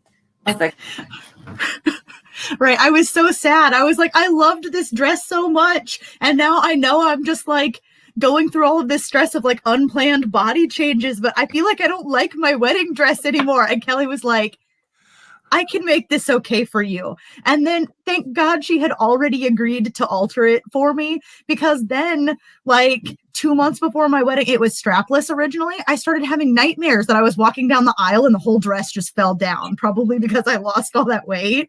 And so she added straps to it for me also. And the overall look of it after she added the straps, like she had this idea instead of doing like plain spaghetti straps to crisscross them in the back. And I was like, this is such a personal style like thing I would do that like, you know, Kelly came up with it, not me, but nobody would know if I didn't tell them. So Right. Well, that's Phoenix connection. Yeah, we're on the same wavelength. Yeah, seriously, that's awesome. I love that. Rick Bradley says starts to suggest cosplay as Kelly says no creepers and then slinks back to hide from the sun. And speaking of creepers, the Legend of the Traveling TARDIS says you haven't had a creepy request. I opened Pandora's box. Yeah, there we go. Yeah, you can't shut that thing up. Nor can you shut up Christian Basil, so look out for him. Not before I submit my list, Christian. But anyway, Rick Bradley, no, we got him. And Legend Traveling TARDIS asked, was there a cosplay that your significant other protested? My husband is vehemently shaking his head. Let's put it this way. Good for you, Thomas. Good for you. So I've done boudoir. I've done boudoir that I have shown to a certain celebrity and made him blush. I have a cosplay husband and we've done a wedding photo shoot where in a chapel with a full wedding party and we Crayle. And my husband was at the wedding shoot helping out behind the scenes. So I think it's safe to say that my husband's pretty cool with just about anything. Thomas is cool anyway, so he's awesome. I hit the hubby jackpot. my husband was the photographer for my last PG-13 shoot, and I was not wearing pants at all in that one. And he's just like, yeah, here, pose like this, you know. 2020 appropriate. Right. Nobody wore pants anyway. I just made it, you know, kind of hot instead of kind of sad. I mean, not that it's cool sad to not wear pants, but I get sad about not having anywhere to go. Yeah, it was Killer Frost. And so I wore like a fuzzy blue sweater and like underwear and was just like, I'm chilling, drinking some hot chocolate, blowing it with my like frost breath that Kelly did some effects for me. And then Clyde like improved and like did a bunch of other really cool effects for us that were like snow and frost and stuff. But like, you know, my significant other protests the costumes that I want him to wear sometimes. Like I have a Misa Amane cosplay that I do from Death Note, which gives me a huge headache because those tiny little pigtails on the top of your head, like, but he will not cosplay light for me. He's like, nope, I draw the line at wearing like a Japanese school uniform with the shirt untucked and a blonde like anime wig. And I'm like, okay, if you want to crush me and my spirits like that. That's tame. That's tame. So so for Christian Basil's sake, since you mentioned you're in your underwear, be sure to mention what your Patreon page is. Oh, So it's patreon.com/Phoenix Sis Cosplay. So it's Phoenix SIS Cosplay. There you go, Christian. Hope you wrote that down. Clyde Hall, This since is you the mentioned January him. feature. There you go, Christian. You're welcome. And Clyde Hall said, speaking of Scott, if you have a Cyclops cosplay outfit and you get to pose with these two Phoenix eyes, it will be the high point of your cosplay weekend. True story. And there's a picture that Clyde and I took together, actually. I need to find a way to get into my rotation. But he said, we were at a show, and he said, Brian, I want you to stand, look astonished, and cock your fez off to like one side. And he didn't explain why.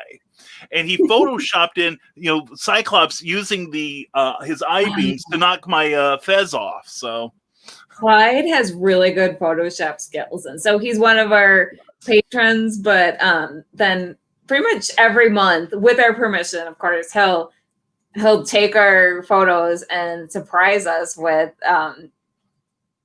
improving them with little Photoshop effects. And now also he was a Scot that we got to fight over in another shoot too, and he looked great. Like, he's a good cosplayer too. I know we've talked about that a little bit, but amazing. He seriously is. Yeah. He told we were at a comic shop in Carbondale, Illinois, and he told me he was coming one weekend. And his wife Virginia was going to be with him, also cosplaying, as they frequently do. And he was going to be Alfred from the Batman comics, and she was Aunt Harriet. It was so cool. And Eric Hawkins says, I was at a con recently and got interviewed on a podcast. The interviewer wanted to cosplay as my main character. I thought that was so cool. That is it. That's it. As a writer, that's my dream. Yeah. And Kelly and Kelly, your book is still available on Amazon, correct? Yes, it is. It's Guentner. It's under Kelly Edwards. That's my pen name, because at the time when I put it out, I was afraid no one would be able to spell Guentner or remember how to spell it. I'm not entirely wrong. Like, there's too many letters in there. So it's Edwards, Kelly Edwards. There you go. a really good book. It really is. Really good. It's called Scorcher, in case you didn't hear her the first time, and you should buy it. Yeah, seriously, you should. I remember I left a review on Amazon for it, and I've been nagging her for years to get that sequel out. So, but I've had a couple of people offer to do Vulcana, which makes me happy. But I recognize that that's going to be project. So Legend Traveling TARDIS has another question. Your advice for people who body shames themselves? If being in character helps you any, you can think to yourself, Wonder Girl is too busy dealing with the fact that Cheetah is trying to murder Wonder Woman right now to worry about the fact that her midriff is exposed and that she's not super happy with the diameter of her waist. Like, if being in character helps a little bit, then that helps me sometimes. And times that that's not working, I just remind myself that, like, people in real life, for the most part, when they see you, focus a lot more on the positive. And then if you're worried about people being mean on the internet, when it comes to photos, for the most part, you can just pick the ones that you like the best. So while you're in the moment, be in the moment, and then remember, if this angle or that photo came out unflattering, I just don't have to put it anywhere that people can see it.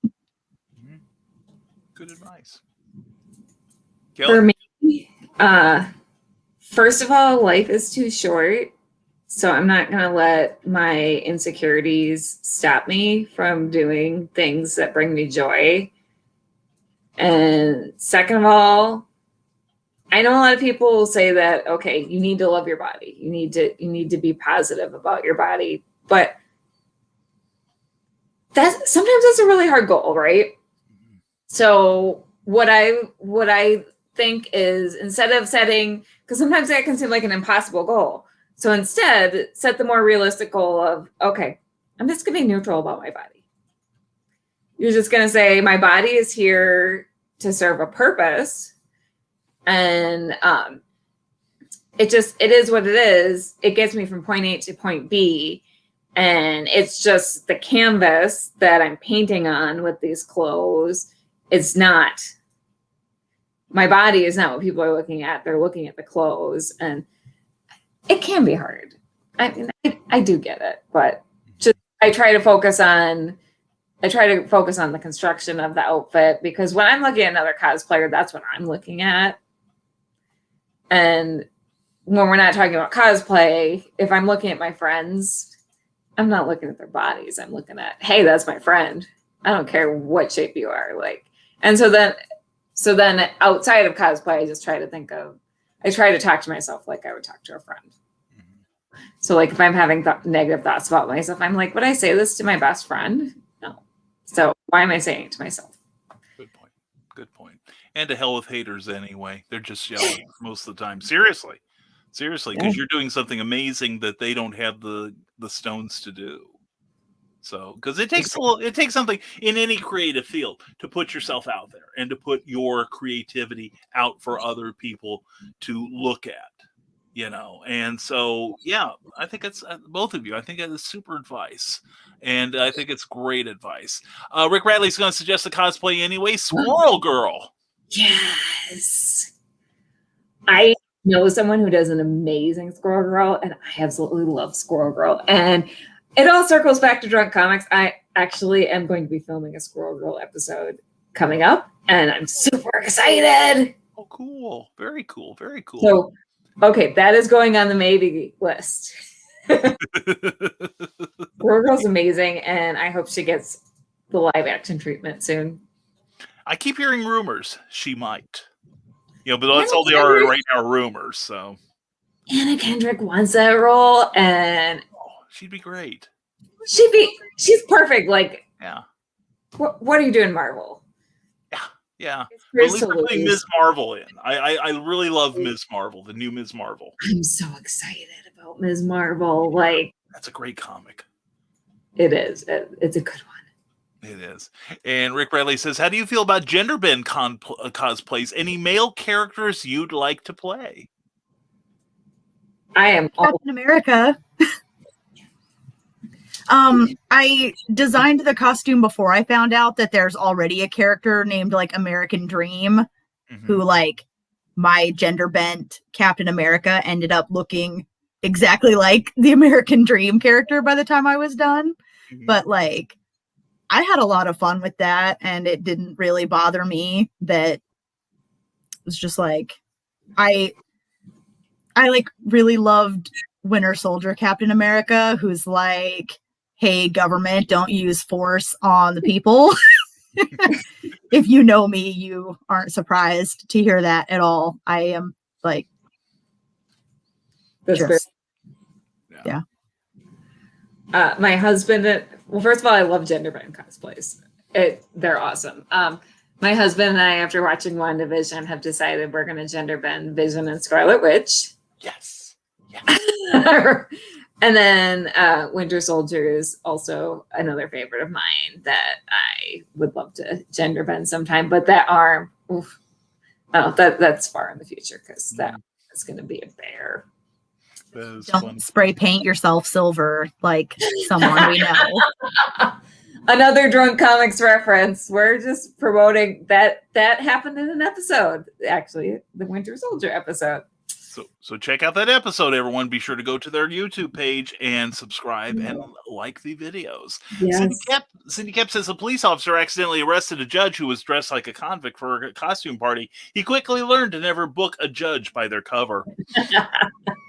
And back in the Zero Box is bragging he's got 1,000 subscribers. Yes! Yeah, you guys. Seriously, I'm 48% of the way there. And Kelly is so likable. That is very true. Aww. And back in the Zero Box it says I have to buy sizes too large and altered to get length. I'm leaving that alone. Most sewing patterns, Cindy Kep, who does a lot of her own, does her own costuming, gives you tips on mutating a pattern to fit your specific size. The only way I can get a costume to fit. And Molly Daniels says, re-cosplay history, American history. I once wore my Revolutionary era skirt, vest, and shirt and carried my tea pitcher. No one caught the reference. Molly Pitcher. You had the picture that like... That's amazing. That's perfect. I love my audience. And Cindy Kemp says, I found a babysitter who works in an owl costume. She's a hootin' nanny. Oh, I love these guys and gals. Let's see. And John, thank you for being here, brother. I hope you have a great rest of your evening. Have fun on that comic. Check him out on Patreon. Impossibilists. And here we go. William Quinton would like to know, have you ever done a photo shoot for a cosplay comic cover? I know one person personally who has, Ned Cox. So yeah, have you ever been approached by somebody to do like a cover, maybe for an independent comic, like say the Zombieful World of Oz, Eric Hawkins? No, but that's on the bucket list. We are amenable to that. If you would like to approach us, it can definitely be about being on your comic cover. There you go, folks. I did go down for I forget what the name of the school is, but Chicago has a school of art for comics. Oh yeah, it's great. One of their classes, and that while in cosplay, and that was really fun. Oh but yeah, totally posed for. Oh, and before I got into cosplay, when I was 15, I posed for the D&D books. I was Silver Moon. Really?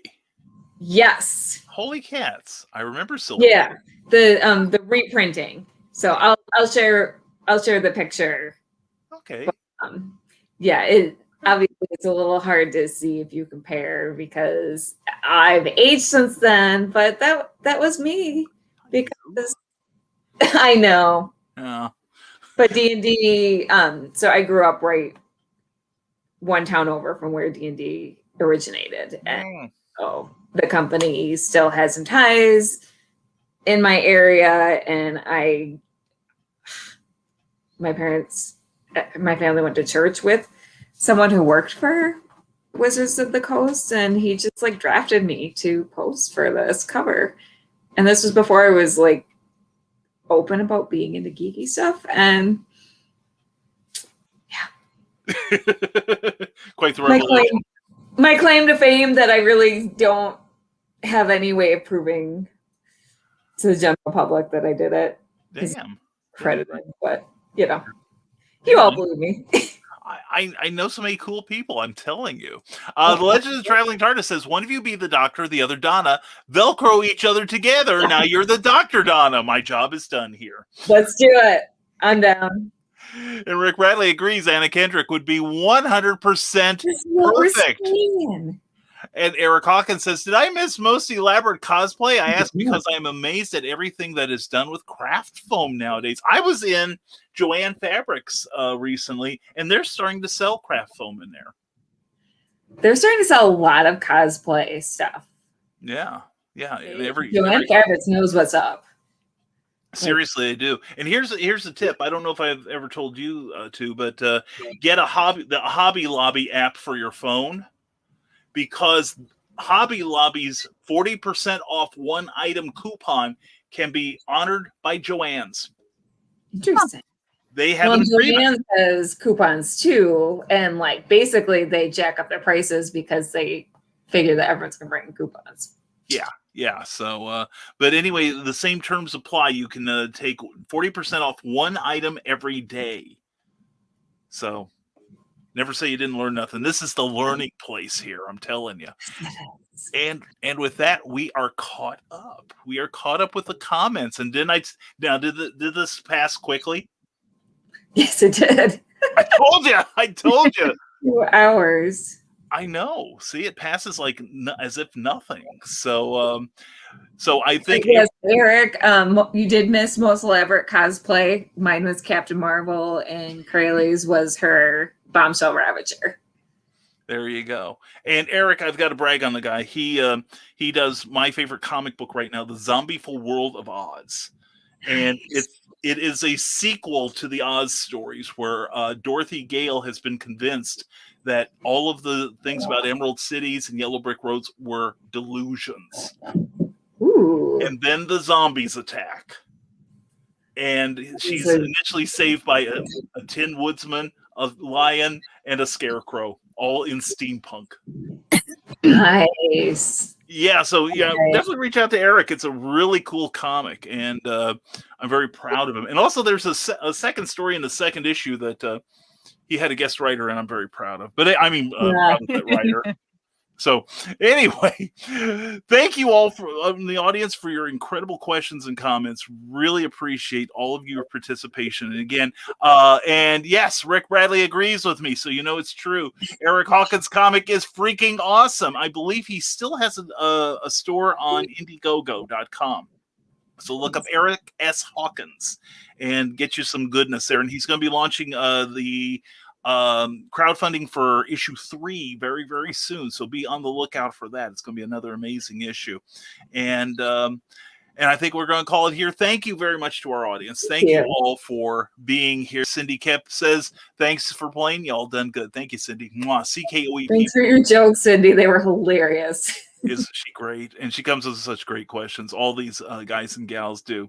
And so thank you both for being here. I genuinely appreciate it. I'm really glad you could make it. And hopefully we'll have you back sometime. All right. And maybe I could do a drunk comics one of these times. Although I haven't really drunk recreationally in about 30 years. So well, I asked you like 2 months ago. We have to figure that out, but I know you're busy. Yeah, just a little, but like I said, there was a time when I wasn't, and it's a lot better now. So, but anyway, we'll make it happen. We will make it happen. Really quick. There's actually something that I'm completely throwing at her without discussing it beforehand with either of you guys. But if any of you guys who like have creative endeavors or you're like working for or own small businesses and stuff, we take sponsors for Drunk Comics. We just forget to let everybody know. So if you want to sponsor an episode, it's super cheap. Like throw us $5 or $10 and let us know what you want in like a really short video promo. And like, we would be happy to support some of our creative friends and like cross promote on Drunk Comics if you want to sponsor an episode, especially if there's a character in an episode that's like near and dear to you. We try to match it up. So sponsor an episode of Drunk Comics. There you go. Thank you. Yes, very good. And I forget to ask for that too. So I understand that. And if you need a promo, you can go to one of our sponsors, plasmafiregraphics.com. We will be running one of their spots at the end of the show. They do superior work and at very affordable prices. And they are currently working on a book cover for me, as well as they will be doing a short spot for my my various publishing enterprises. So we'll be talking, ladies. We'll be talking. And Indiegogo is busy this week. Yeah, William Quinton, they're responsible for a very large hole in my wallet. And Carlene Fun Night, thanks, Phoenix Sisters. Mwah, Carly, thank you for being here. I love you. Glad you're here. And so here's the time where I'm going to give each of you a chance to talk about yourselves, where people can find you, keep up with you, and who wants to go first? I'll go first. There we go. Okay. Kelly, please tell everybody how they can keep up with you and all the amazing things you do. All right. So actually, it's pretty easy because almost all of our stuff is combined these days anyways. So you can find us on Phoenix Sisters Cosplay at Facebook, Instagram, and Patreon is Phoenix Sis Cosplay, and then YouTube is youtube.com/Phoenix Sisters. We also have a separate Drunk Comics Facebook and Instagram where this is kind of dedicated to promoting the Drunk Comics show. So, and then you can also find me on Back of the Cereal Box, where I have my little Back Issue Breakfast Club, and occasionally I pop up on some of the other shows within that network as well. There we go. Tell them how to find Back of the Cereal Box specifically. Oh, thank you. Back of the Cereal Box is on YouTube, youtube.com/Back of the Cereal Box. And then it's also on Facebook and Instagram. So, and for a list of other shows, go to johnpica.com. I happen to know that one myself. Thank you, Brian. I'm here for you, girl. I'm here for you. And do you still have your Pretty Canary Cosplay page? I have not updated it since Crayle and I teamed up. So I pretty much just centralized everything on Phoenix Sisters. We're just a monolith now. A juggernaut, I tell you, a juggernaut of cosplay creativity. And Crayle Vanest, how can people keep up with you?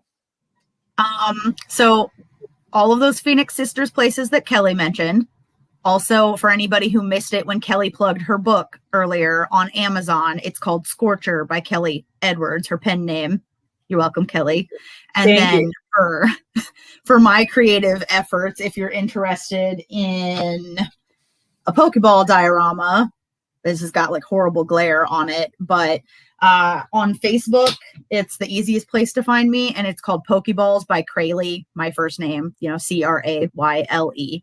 And beyond that, like, again, Kelly took the brunt of explaining our channels because we combined most of our stuff. We work together whenever we can. So that's fantastic. That is great. And also, if you want a link to a couple of their things like their Patreon page, if you're watching us on YouTube, look below. If you're watching us on Facebook, look above. We've got the links in the description for this show. So once again, Phoenix Sisters Cosplay, thank you both for being here. I appreciate you so very much. It's so good to talk to you again. And I'm going to put you both on mute, and because I want to say goodnight to you properly after the show. So okay?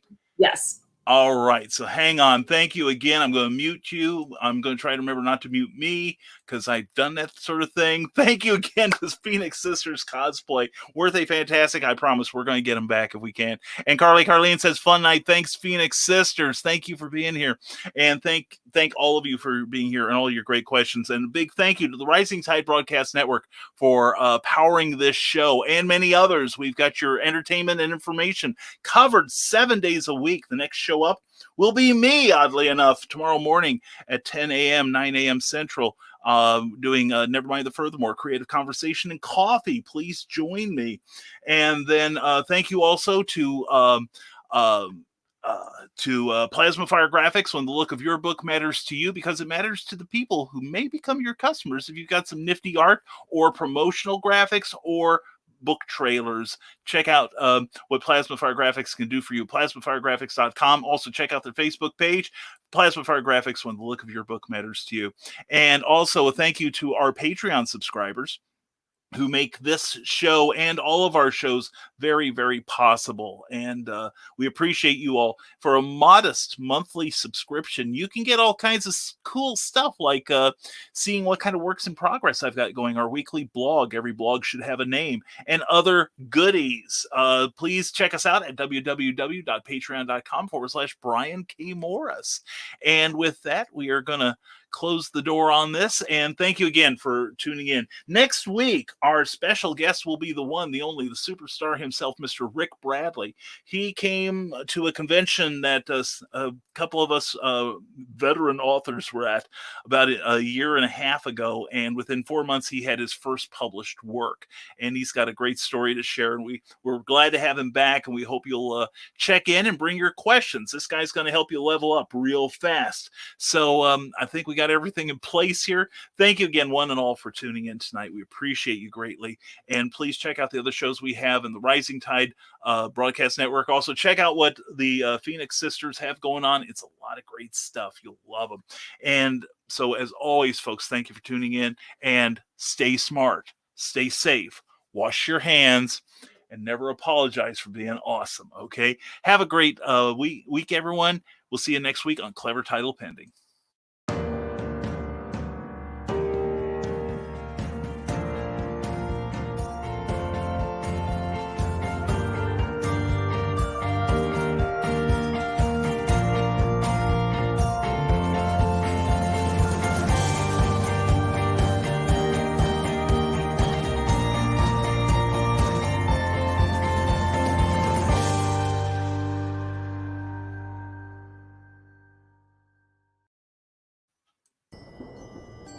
From author Brian K. Morris comes a tale of irreverent holiday horror, told with much inappropriate humor.